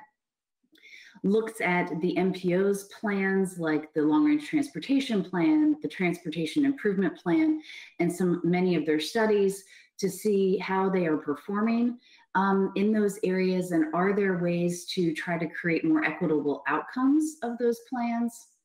It also covers internal agency procedures and processes, and then makes recommendations, in this case for the current adopted plan, for how the MPO might make modifications to their work. So the goals of having a agency-wide non-discrimination plan would be to institutionalize equity for all groups who would participate in planning in our community as a priority, not just for the MPO, but also for the Planning Commission and the River Board. It would allow us to begin to track for the Planning Commission some measures of equity conditions and outcomes, as that's not something that we're necessarily tracking. We do a lot of work in this regard. We're just not necessarily tracking it in a comprehensive, synchronized manner. For example, Mr. Egan recently did a presentation for you all on a poverty report that he's done now twice, tracking some indicators in that regard. And we have an entire health atlas on our website looking at health equity and some of those outcomes, but we're not doing it necessarily in as knitted together or comprehensive a manner. It would look at improving community engagement and empowerment processes, strategies, and data tracking to see where people are coming from when they participate in our planning processes, and then improve community representation throughout the agency and its work. So what are the types of groups that are covered? Federal law requires all agencies that receive federal funds to ensure the rights of specific groups that have historically been disadvantaged. And that's what calls for the MPO to have this plan, as they are in receipt of federal grant dollars. And those include sex and gender, ability in terms of physical and mental disabilities, race, ethnicity, national origin, age, income, and limited English proficiency. And then there are probably a number of places where there are between those lines areas and populations that we need to be talking to and ensure are part of our processes as well. So just as an example of how past policy may have impacted our present, this is an example of policies from the 1940s in terms of the redlining maps that were utilized at that time. And actually we had a lunch and learn from a historian who talked about this to our staff and many others on Friday. But you can see how that historical policy has continued to translate into some of the focused areas where we see our Black population, our low income populations in our community. And that's just an example of how some of these policies have long range impacts. And so it's important for us to scrutinize our policy now and what we may be instituting going forward to make sure we're not having these kinds of continued disparate outcomes. Some other examples There's continues to be a large gap between home ownership, between white and Black populations. There's a considerable impact of on air quality, of increased asthma rate for Hillsborough County. And that is a higher percentage if you're located within proximity to a high volume roadway, which also tends to be where you've got more communities of concern. Many times because they're in need of, if you're a lower income, you might be in need of living closer to a major roadway that has transit access. So it's not about necessarily changing where the roadways are, but understanding that these impacts are happening and how can we do other things to mitigate those impacts on the community. Other indicators in terms of safety and economic conditions are also shown on the slide. And the idea being that through this plan, we would begin to look at what indicators, these are some that were pulled specifically from some of the transportation work that has been done on this plan in the past, but what are the appropriate indicators for us to be looking at from the Planning Commission's work going forward to be able to look at trends and how our policies impacting those trends. So we're at the very beginning of this process. This is something staff is just getting started on, and I wanted to bring to you all up front so you knew that it was something we were working on in conjunction with the MPO, and would like your input throughout the process if there are things to shape this. If there are questions you have, would really like that input from you all. Our scope of work covers defining equity, looking at some of the historical patterns and policies, identifying, as I said before, those communities of concern and where they're located within our community, understanding some of the existing conditions about what our plans and policies say, our processes to get involved in our community outreach. Many times we do things just slightly differently, whether it's a transportation project or it's a project in the unincorporated county or for the city, and having some standardization would help all of staff to ensure that we are following the same outreach procedures to make sure that everybody can be involved. If there's a best practice in one side of the house, we want to employ it across the whole agency. We will have some community engagement with the communities who would be impacted to make sure we're hearing from them. What are the best ways to get their input, and what are some of the issues that they want to give input to us on that it's important for our plans to be addressing to them. We'll have some recommendations and then write all of that up in a plan. The timeline for all of this is to be able to bring you draft recommendations by next summer. This would be something that would be then in the Planning Commission's wheelhouse to adopt. There would be hopefully, as I envision it, this document would be predominantly agency-wide. There would be some sections that probably just pertain to the MPO because they have a long-range transportation plan and a transportation improvement plan and certain specific things related to those documents and those hearings. And similarly, there might be specific sections that are just specific to the Planning Commission and our procedures for plan amendments, for example. We are doing this work predominantly in-house. We have two planners, Joshua Barber and Dana Lazarus, who are helping us with the work, and as well as others from other teams within the organization have come together to already give some input to begin to shape what are we doing. But we also have some limited assistance from Charles Brown, who's with Equitable Cities out of New Jersey, and Danielle Jackson with TEL Public Relations, who is local to Tampa.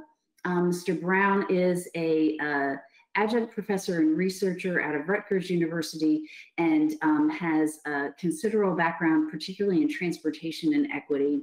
And then Danielle is helping us with how to best get input from our local community particularly these communities who are often hard to reach because they are not apt to come to your typical government public meeting. So how can we better reach them? And with that, I would be happy to answer any questions you might have. All right, thank you, Melissa. Were there any comments or Commissioner Powell? Yes, please go ahead. Thank you, Mr. Chair.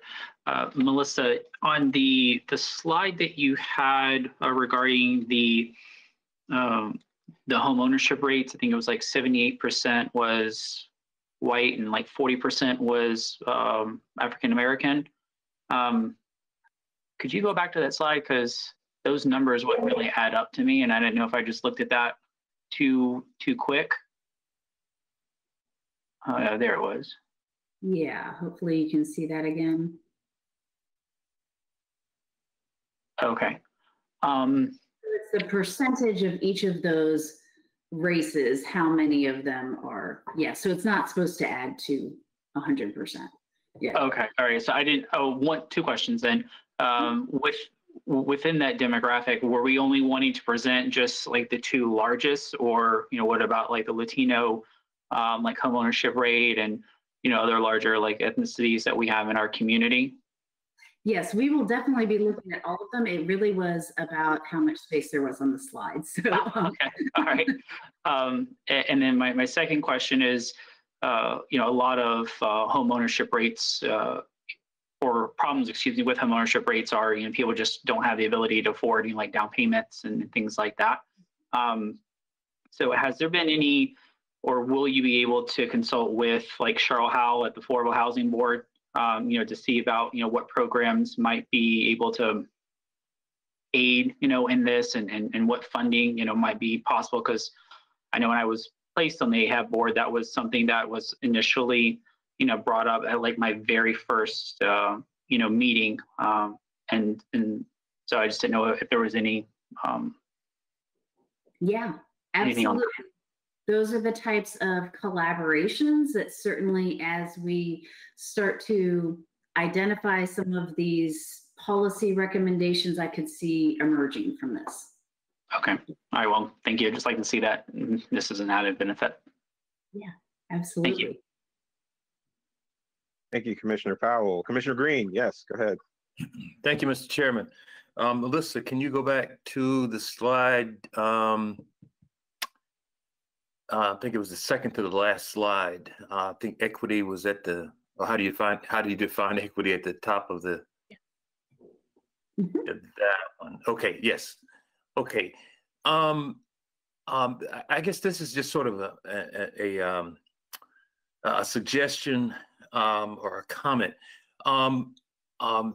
When we're looking at, from a land use or planning point of view, when we're looking at communities of concern, I think one of the issues that needs to be looked at rather closely is how, let's say, land use designations are changing, especially on large parcels of land. Okay, because and what I'm getting at, of course, is well, to use the more common term, gentrification, let's say. But what I'm suggesting though is some type of, I don't know, some type of sensitivity analysis to, you know, to those types of land use changes on large parcels of land in or adjacent to communities of concern, because those, you know, those definitely sort of, you know, shift the, you know, the tide, so to speak, in terms of, you know, those areas, and can impact them significantly. We probably haven't seen that much here in Tampa yet, but who knows? It might be definitely be on the horizon. And of course, we don't know, you know, the rate of change. In some cities we do, because that's, you know, those types of things are definitely being tracked as part of planning processes, you know, as well. But yeah, just a suggestion to sort of look at how we make those types of changes, particularly on large parcels of land and in communities of concern, let's say. Yeah, thank you. That's a great suggestion. I hadn't heard the term sensitivity analysis before, but that I think captures something important there. Well, I'm sort of using it out of context, but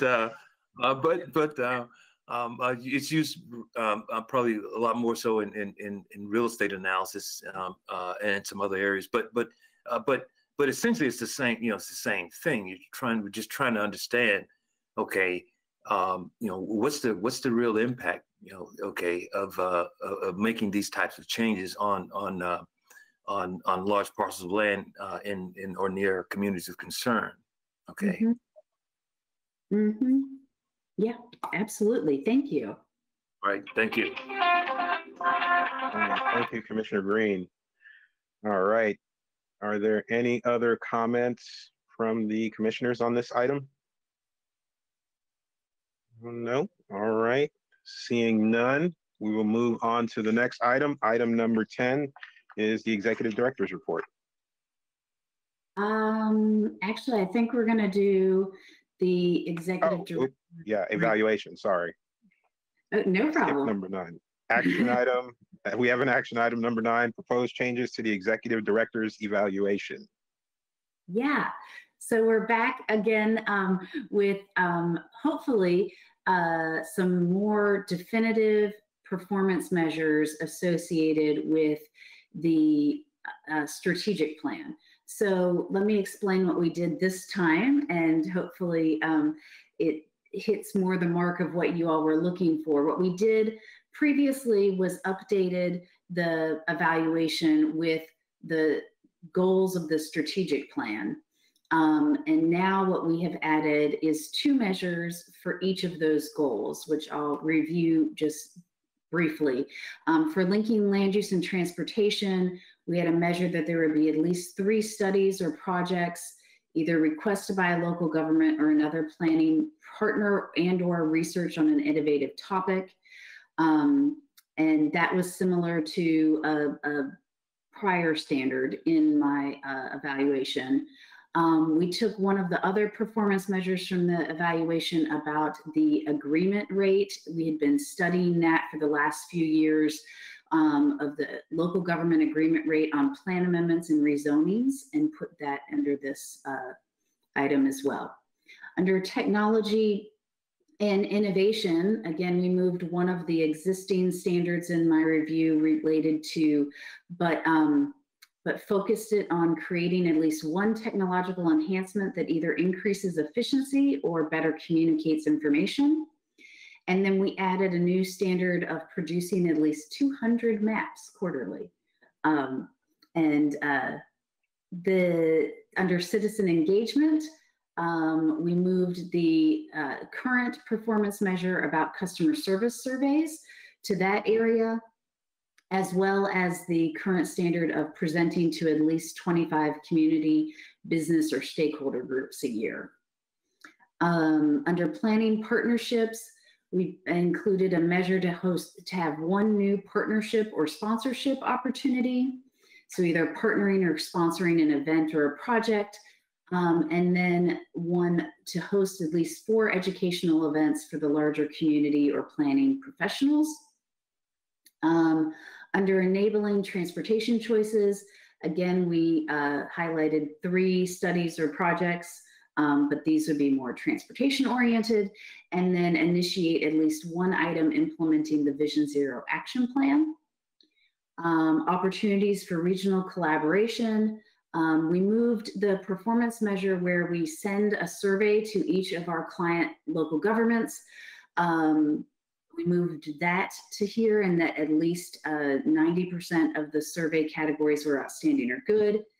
And then added attendance or participation in at least 10 regional forums or committee meetings. And then lastly, internal agency enhancements. We had 2 performance measures, 1 to host 2 morale committee events for staff, and then also to hold at least 2 conference knowledge sharing sessions for staff. So that is what is proposed, and I'd welcome your input, or if you so desire, to take action on it. Right. I will open it up to the commissioners to see if there is anyone who has any input, any comments. Going once? No? Mr. Chairman? Mr. Chairman? Yes, that Commissioner Dix. Yes, it is. Thank you very much. I simply wanted to comment because I had requested at last month's meeting to see more objective rather than subjective quantitative measures in the evaluation. And I want to say that Melissa's done quite a good job in doing that, and it gives us something that we can, I think, more effectively evaluate. So I congratulate her on that. Thank you. Thank you, Commissioner Dix. Commissioner Green. Thank you, Mr. Chairman. Melissa, as you were going down the list, correct me if I'm wrong, but I didn't hear innovation. It is. Or was it in there? Okay. Information is in there. So what we have as the standard for this year is to create 1 technological enhancement that either increases in efficiency or better communicates information, and then also producing 200 maps quarterly. So that's what we have this year. Again, trying to gauge what is realistic within a calendar year, and then I would expect that these performance measures, after my review each spring, would be evaluated whether or not to, if we're easily doing 5 technological enhancements, then let's raise the bar. Sure. Now, I did hear the quantitative measure associated with maps. Now, tell me, how did that 200 number, where did that come from? And what is it, and what types of maps are we actually alluding to here?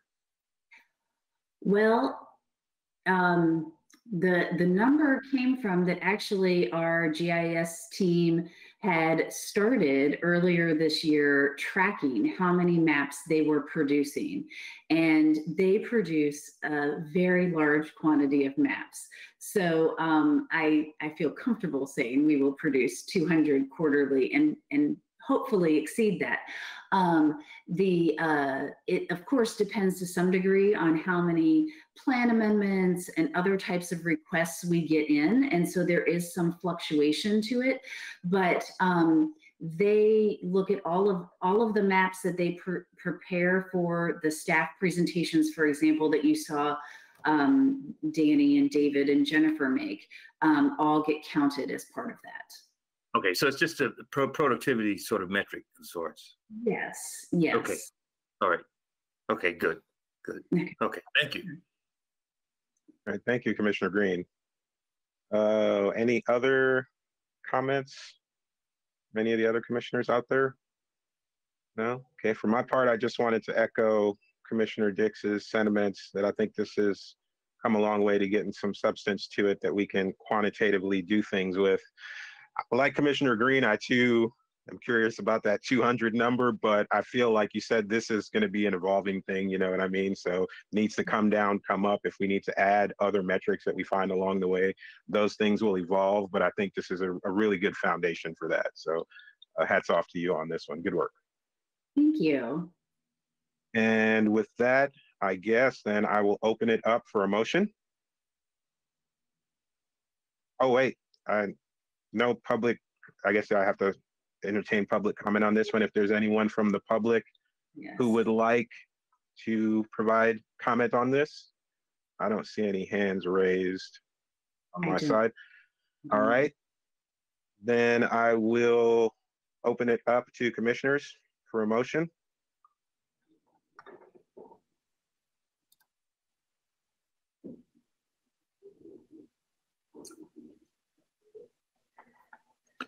Mr. Chairman, I'd like to make that motion. Commissioner Green. Sorry, I don't have the, to approve the proposed changes to the executive director's evaluation. All right, I have a motion by Commissioner Green for approval. And a second by Commissioner Dowdy. Is there any more discussion on this item? Seeing none, I will ask the clerk to take a roll call. Joseph? Yes. Bernstein? Yes. Cardenas? Yes. Hicks? Yes. Dowdy? Yes. Green? Yes. Kress? Yes. Marino? Yes. Powell? Yes. Motion carried 9-0. Thank you. All right. Now the executive director's reports. Hi again. So I emailed the second time I got it right with the right attachment, my executive director's report before the meeting. There are a lot of things on the list, but I did just want to highlight that we've had some really great events put on by staff. We had a Vision Zero Summit at the end of September, as well as a value-added mobility study workshop, both of which were all done virtually and got a lot of great input and feedback from different professionals, collaborators, and the community. We also had the Lunch and Learn on this past Friday on planning in Tampa in the Depression and War, which was a really great learning opportunity for everyone who might not be that familiar with that period of planning before there was a planning commission. So we've had a lot of good learning opportunities. We will also have next Monday at noontime our info barbecue, this one related to managing lanes for transportation efficiency and fairness. And Todd Littman from, I'm going to get it wrong, the Victoria Transport Institute, I believe it is going to be our speaker there. He's also speaking at a couple of NPO committee and board workshops this week. So excited to have so many opportunities this month. And then on the 27th, of course, we will have our live viewing of our awards program video, which we're very excited about. And I'm sure Commissioner Powell will have something to share about that under the PIC report. The main thing I wanted to talk to you all about is our November 9th meeting, because we have enjoyed for the last few months operating virtually in our meetings. And the governor has, when he extended the executive order that allows for boards to operate virtually, just like we are, he extended that on September 30th, but also issued the intent that that was the last extension he was going to make. And so we anticipate that that order will expire on October 31st, and that our November meeting, we will have to have a quorum present physically for the meeting. We can accommodate 6 commissioners around the dais on the 18th floor with about 5 feet in between everybody. The county has also offered to install plexiglass dividers around the dais to facilitate that. They have done that in a couple of the other conference rooms. They have that on the 26th floor and on the 2nd floor. The idea would be that hopefully we have 6 members who feel comfortable attending in person, and then if the other 3 did not, I think we would be able to accommodate that with them participating virtually. that the quorum in person has to be there for us to take action on any items. So the items that we have for the November meeting that I know of at this point are the election of officers, the land development code amendment you heard about from the city of Tampa, and then all of the plan amendments that were briefed on from the city of Tampa. So one possibility that I would love your feedback on all of this, and if you have questions about the logistics or the room setup or anything, if we can hear them now, that gives us time to figure it out between now and November 9th. One possibility is that we could have some of the presentation items, the briefings that are not for action as a workshop, and have that at 2 o'clock, and have the regular meeting with the action items right before the public hearing to kind of limit the amount of time that you all have to be physically present in the building. That's an option. If you wanted to be in the building for the whole thing, we can allow, y'all could all go sit in different offices around the office on the floor. So that is one option that we had thought about to try and shorten the amount of time that everyone has to be physically present in one room. One other thing that I want to mention, and then I welcome your input on all of this. I'm having foot surgery on my right foot at the end of the month. And so Tony Garcia has offered to be in the room physically with you all since I can't drive myself there. Lionel would be on the floor. I would be on the meeting along with the 3 other commissioners who were virtual and participating that way. I should also mention that this requirement is for the quorum of board members. It does not necessitate that the public give their input in person. So we would continue to receive public comment virtually until such time that County Center was open to the public. And Tracy jumped on just at the right moment, probably to add on to what I have had to say. Thanks.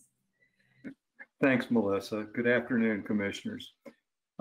First of all, I want to point out that in talking with Melissa about how the November meeting would be conducted, that the public would be invited to attend virtually. It's my understanding that the county center building is not open to the public at this point. And with COVID, with the public safety considerations and the CDC public distancing recommendations or guidelines, the space really doesn't accommodate that very well. So the meeting's going to be noticed it'll be a hybrid meeting.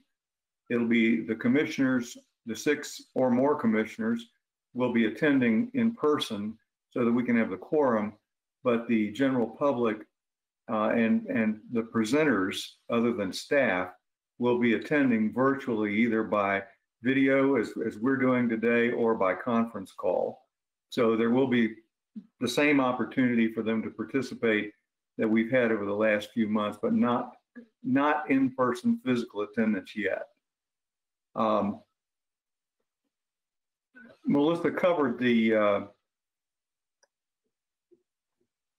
comments that the governor made fairly well. When he extended the order, he made it fairly clear that he did not intend to extend it again.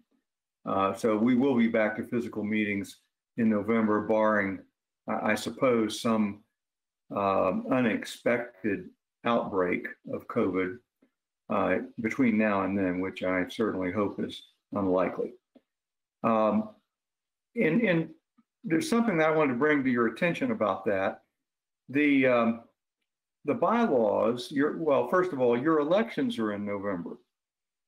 And the bylaws, as they were amended, I think it was in 2016, require or provide that the vote will be taken by ballot.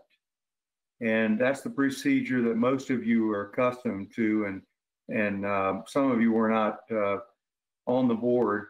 when the board used to vote by roll call vote. It occurs to me that it's very likely that there will be some commissioners who are concerned because of COVID, perhaps their own health issues or other things about attending a meeting in person. And then we're very likely to have several members who are virtual. And it then occurred to me that there would be a disenfranchisement, if you want to call it that, of those commissioners if they couldn't attend and vote using the ballot system. I wanted to point that out to the board so that the board could consider or discuss and decide whether it might be appropriate to suspend that bylaws requirement for 2020 to ensure that all the commissioners would have a fair opportunity to vote for the officers in the upcoming year. And that was that's really the one of the things that I wanted to get out on the table to you this afternoon. Otherwise, I've been working with Melissa on making sure that the advertising notices for the meetings and the public hearings are appropriate to take into account this this most recent change. And I hope that we'll all get back to in-person meetings in due course.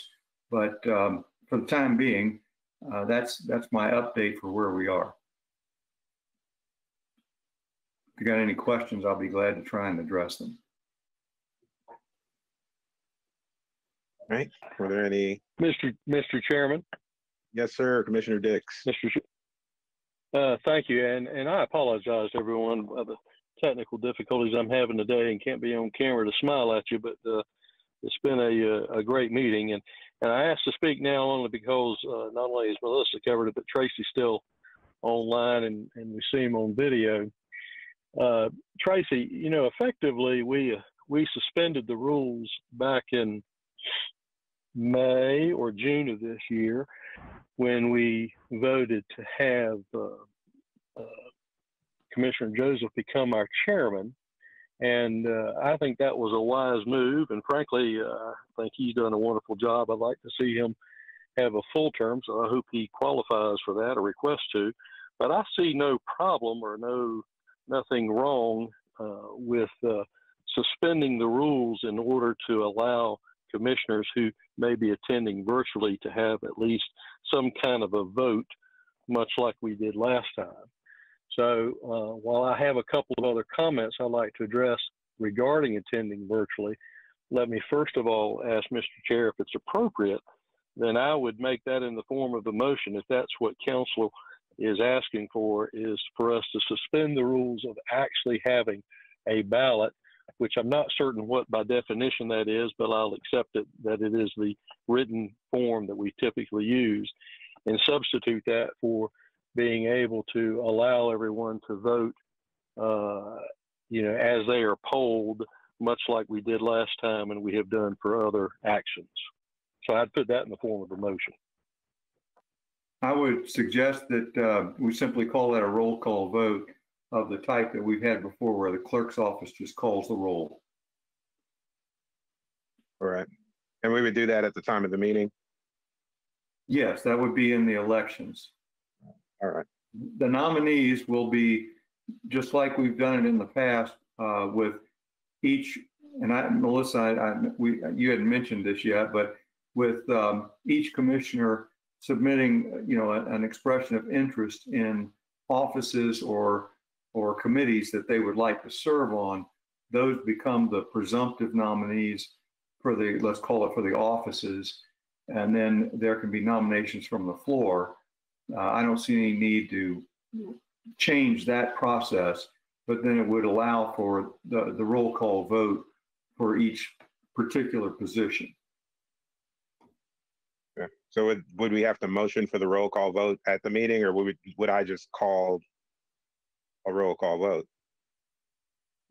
Well, we would let the clerk's office has done that for us in the past. I think the easy thing for you would be to let the clerk's office call, you know, off the names of the nominees and ask for the votes, or just run down probably run down the list of supervisors and those are the 10 voting members on the board, and ask who of those nominees that they would vote for the particular office, starting with the chair.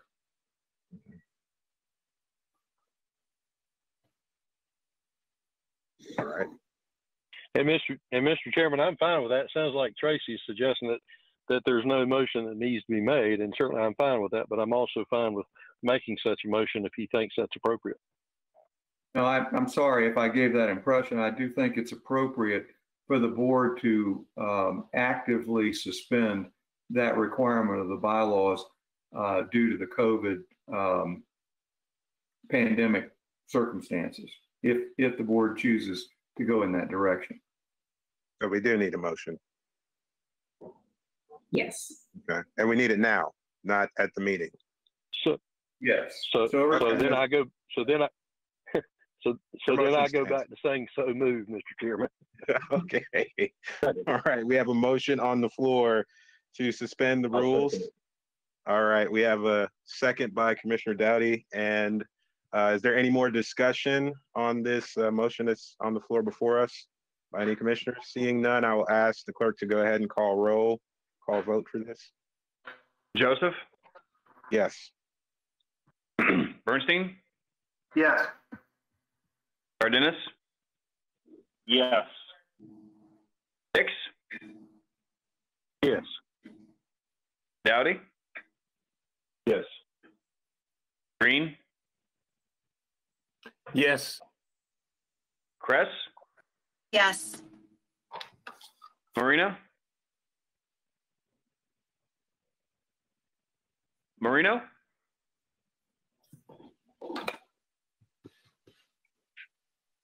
Powell? Yes. Motion carried 8-0. Thank you. All right. I think Commissioner Dix still had some more comments that he was making.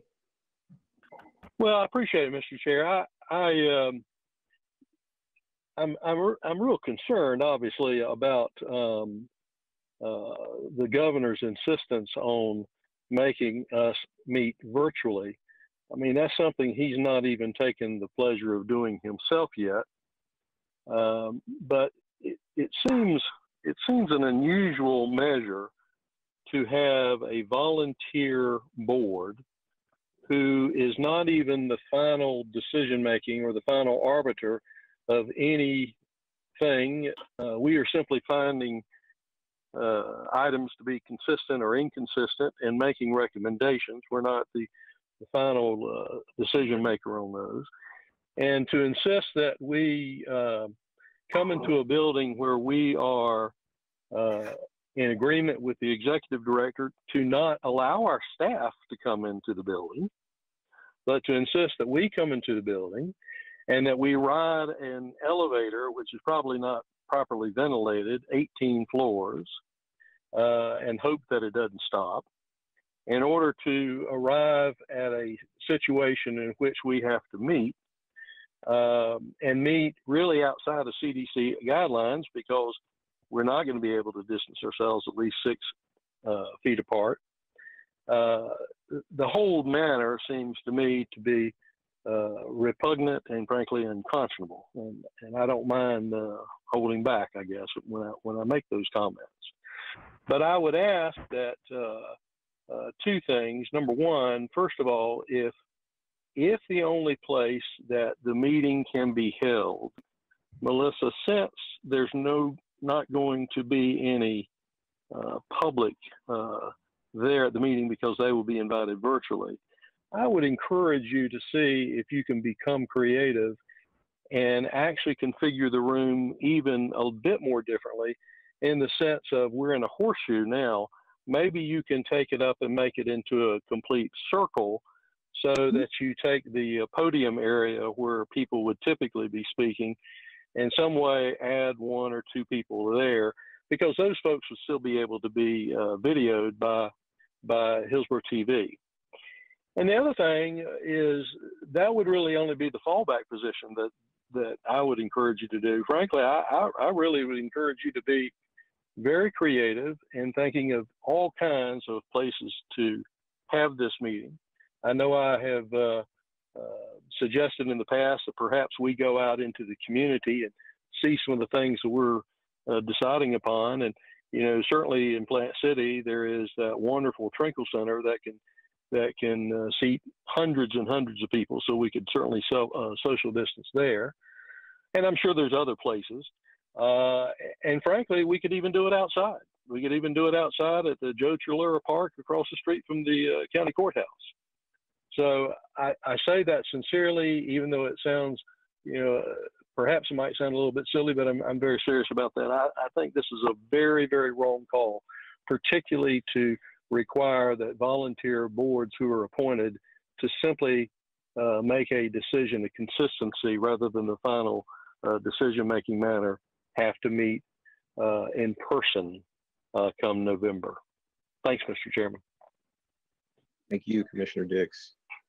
If I could just, absolutely, we can reconfigure the 18th floor room to make sure that we meet the 6-foot distance, and have some of the commissioners in the what's now the audience area. And I think one of the challenges to some of the other locations, and it's a trade-off, is that they would not be broadcast by HTV. And so the broadcast by HTV, from my perspective, provides other transparency and access to the public. And it's valuable. I do have a presentation that I got from facilities that I can show you how the 26th floor and the second floor are set up. I don't, let's see if it shows the right screen here. Yeah, there we go. Okay, so this is how they have the 26th floor set up for the Board of County Commissioners to meet here, and I believe it accommodates 10 or 12 people. So you can see the plexiglass that they've put around the tables. Certainly I can inquire as to whether or not this space is available on November 9th. So they have also utilized Saunders Library for zoning meetings. They do not have this set up necessarily for the board or a commission to sit, but this is how they are taking public comment on zoning applications. And then lastly, this is how they have installed the plexiglass on the second floor, which is even closer than, I mean, those are folks are close together. So at any rate, I would envision that we would, you know, if we got plexiglass from the county, which they have offered to assist us with, that we would end up with something. To Commissioner Dix's point, we could bring some of the commissioners. We've got tables that we could set up in the audience area and end up with a circle and make sure everybody is spread out. So just wanted to share those photos so that you could see how some of the other facilities within County Center that also have HTV capabilities are being set up. All right, Commissioner Dowdy, I see you up there. Yeah, thank you, Mr. Chair, and I liked what Commissioner Dix was bringing up, and then Melissa, you're talking about it. So I would tend to agree. It doesn't seem quote unquote fair that, you know, we would be required to meet, but seeing that that is likely to be the case. I was actually curious about the second floor to Commissioner Dix's point of the elevator, et cetera, et cetera, et cetera. We can get into the second floor without having to go through a confined space. And what I wasn't sure about is the second floor configured to a point where you could actually socially distance 6 commissioners at the dais? Or could it be done similarly where it was a circle, same thing, since the audience isn't going to be there, and that presenters and or, I mean, I guess where I'm going with it, you know, we I don't know if, I mean, there's a way that we could all be present, but we don't have to necessarily be sitting 5 feet from each other for the entire time, right? So, I mean, I think there's a way to make it work. It may not be the perfect solution, which would be to continue sitting here in my house and talking to you on screen. But I mean, I think we might be able to make it work. And it would be personally my preference that the second floor makes more sense to me than the 18th or the 26th. I will definitely ask about the second floor. It does look like they probably on a normal basis have about 12 people, if I'm remembering right, around the dais. So if you skipped even though they've got plexiglass between each one, if you skipped and did one every 3 seats, you could get 4 around that, and then have 2 maybe sitting in the audience and on opposite sides of the room, even come up to the podium to vote. To vote. So that could work. I will need to find out from the clerk's office whether or not they will need to be in person or will be able to be virtual, and that might impact the seating arrangement a little bit. So. But yeah, I can find out if the second floor is available to us. Tracy, did you have some input, some comments there? Well, when you finish this discussion, I have one more thing to mention. Oh, okay. I just wanted to say for my part that I agree with Commissioner Dottie. I thought the second floor seemed to make a lot more sense. I mean, if we do go up to our floor, it would seem that we'd have to get some of those plexiglass dividers or something set up at some point eventually. So I did wanted to echo that. And I did have one concern, and I don't know that there's anything we can do about this. It kind of feels like it is what it is. But if we just have enough commissioners there to have a quorum, if we have any sort of problem whatsoever, we automatically lose a quorum, and the meeting is then automatically kiboshed. So I think that's something that we need to keep in mind as we move forward. And again, I don't know a quick answer to that, but things happen to people at any points in time. That's why we do have over a certain number of members. Somebody keels over, God forbid, if whatever happens, you know what I mean, we're able to respond to it. As our staff showed us earlier, our excellent staff showed us, we have to be able to react quickly when things go wrong. So I think we need to keep that in mind too as we move forward on the quorum issue. Commissioner Powell. Thank you, Mr. Chair. I sent in a note. I mean, could we not use our own room and then the Hillsborough room directly across the street from us at the same, across the hall at the same time? Doesn't that room have HGTV in there?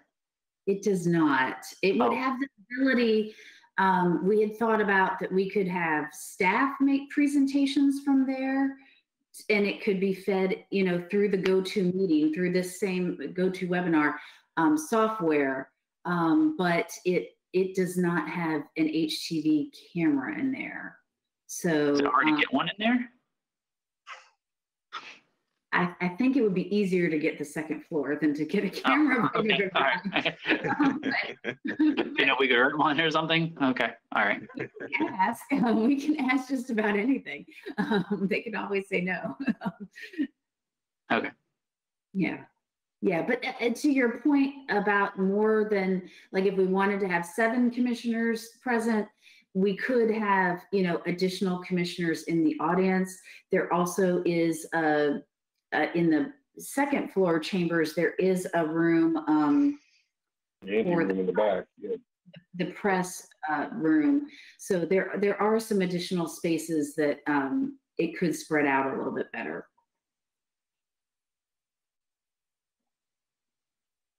We will explore the second floor and some of the other suggestions. Again, trying to get our space ready for if we need to come back to our space as well. Mr. Chairman? Yes, Commissioner Dix. Just one more comment, if you will indulge me. I want to ask Melissa, how effective has the webinar, the virtual meetings that we have conducted, how effective have they been in this regard? There's been a learning curve, of course, but I think we've all adapted real well. We've had some minor technical glitches. I mean, my goodness, I've got one today where the video is not working.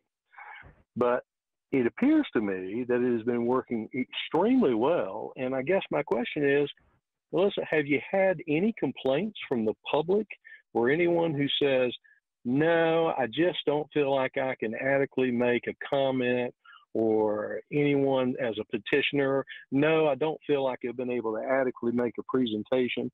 Have you had any kind of objection or concern or comment from anyone in that regard? I can only think of one speaker at one of the public hearings who was a little frustrated with not being able to see the time limit. But beyond that, we've gotten very positive feedback, and I think have gotten good participation, particularly from areas of the county that would be challenging to get downtown at 5:30 at night for a public hearing. So I can think of a couple that we had in Carrollwood that had very good participation on those plan amendments. Likewise, our Plant City plan amendments a couple of meetings ago had good participation. And those, I don't know that we normally would have seen as many people participate given the distance that they have to come at during rush hour traffic. So I find that the ability to allow the public to continue to participate virtually has been something that we would like to the degree possible, continue to incorporate in our meetings, because we think that is positive to the public for sure. Thus, I guess the point is being made then that there's absolutely no logical reason to require us not to meet virtually anymore.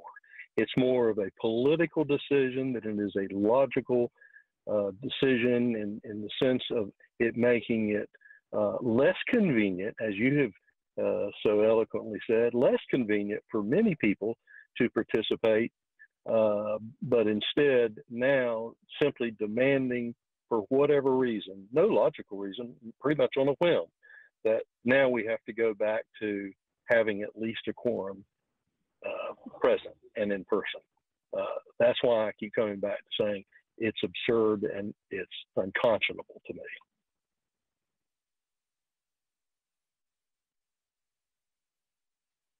All right. Thank you, Commissioner Dix. Commissioner Dowdy. Yeah, actually, I mean, just to go along with what Commissioner Dix is saying, Tracy, can you, what, if anything, can we do to change that? Well, it's really going to be up to the state legislature. I think everybody really understands that's the bottom line. I think you talk to your representatives and your state senators about these concerns between now and the time that the session begins. And I suspect that there will be a lot of activity on this question during the next session. It is the concern of the members of the bar who represent public or local or governmental agencies. It's certainly a concern. I'm sure that the concern that you all have expressed is shared by every board and every public officer in the state right now. So contacting your representatives here in Florida so that at the next legislative session there could be some changes, that would be my recommendation. And I would remind the board that we do have a legislative liaison who we contract with, Diane Sauls. And if that is a position that the board, in a future meeting would like to take and have her advocate on our behalf, it has been a while since we have actively advocated for something, an issue like that, but certainly that's what she's there for. All right, so I think Commissioner Dix or I would make that motion. Okay.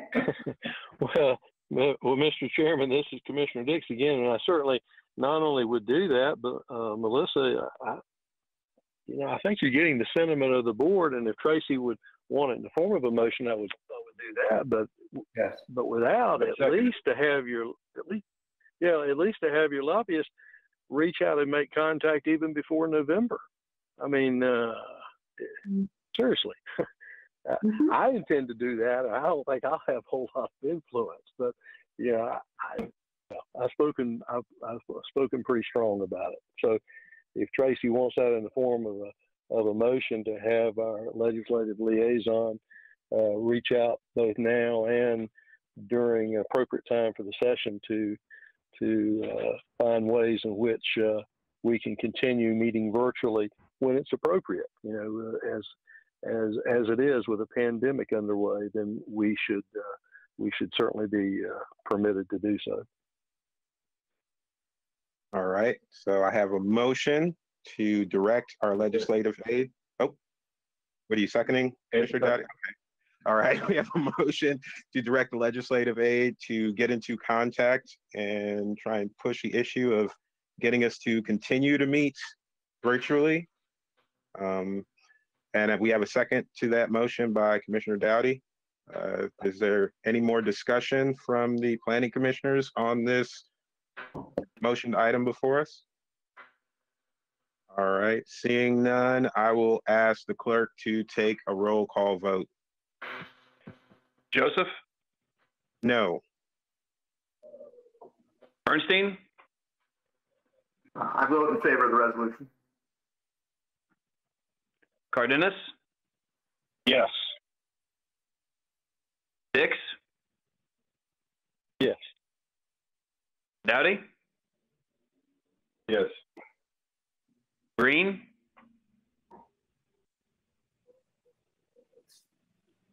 Green?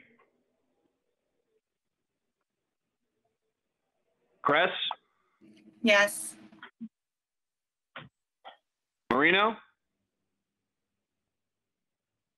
Marino? Powell? No.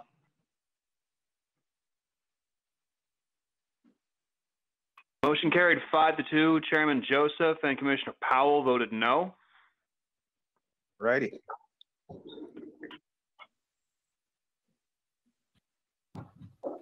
Is Tracy, there something else? Yeah. Or did you? Okay. One other thing also, but there's one thing that I forgot to mention, and it's pointed out well by the discussion that you've just had. Nothing in the legal requirements regarding attendance of meetings have changed since the pandemic started, and we fall into the rules as the governor reopens and requires physical meetings and physical quorums to be in compliant with those with the legal requirements.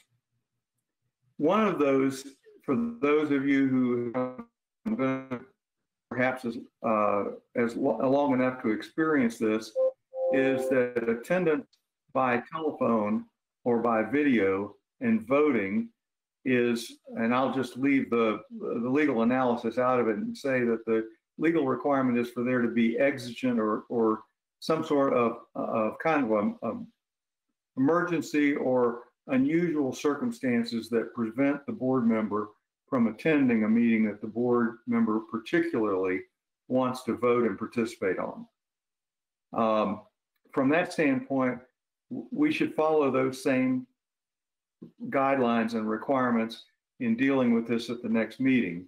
And the guidelines and requirements are that the member who is suffering the exigent circumstance, which would be in this case concerns about their own safety and the COVID pandemic, would prevent them from being able to physically come to the meeting. Perhaps that would include special health considerations as well.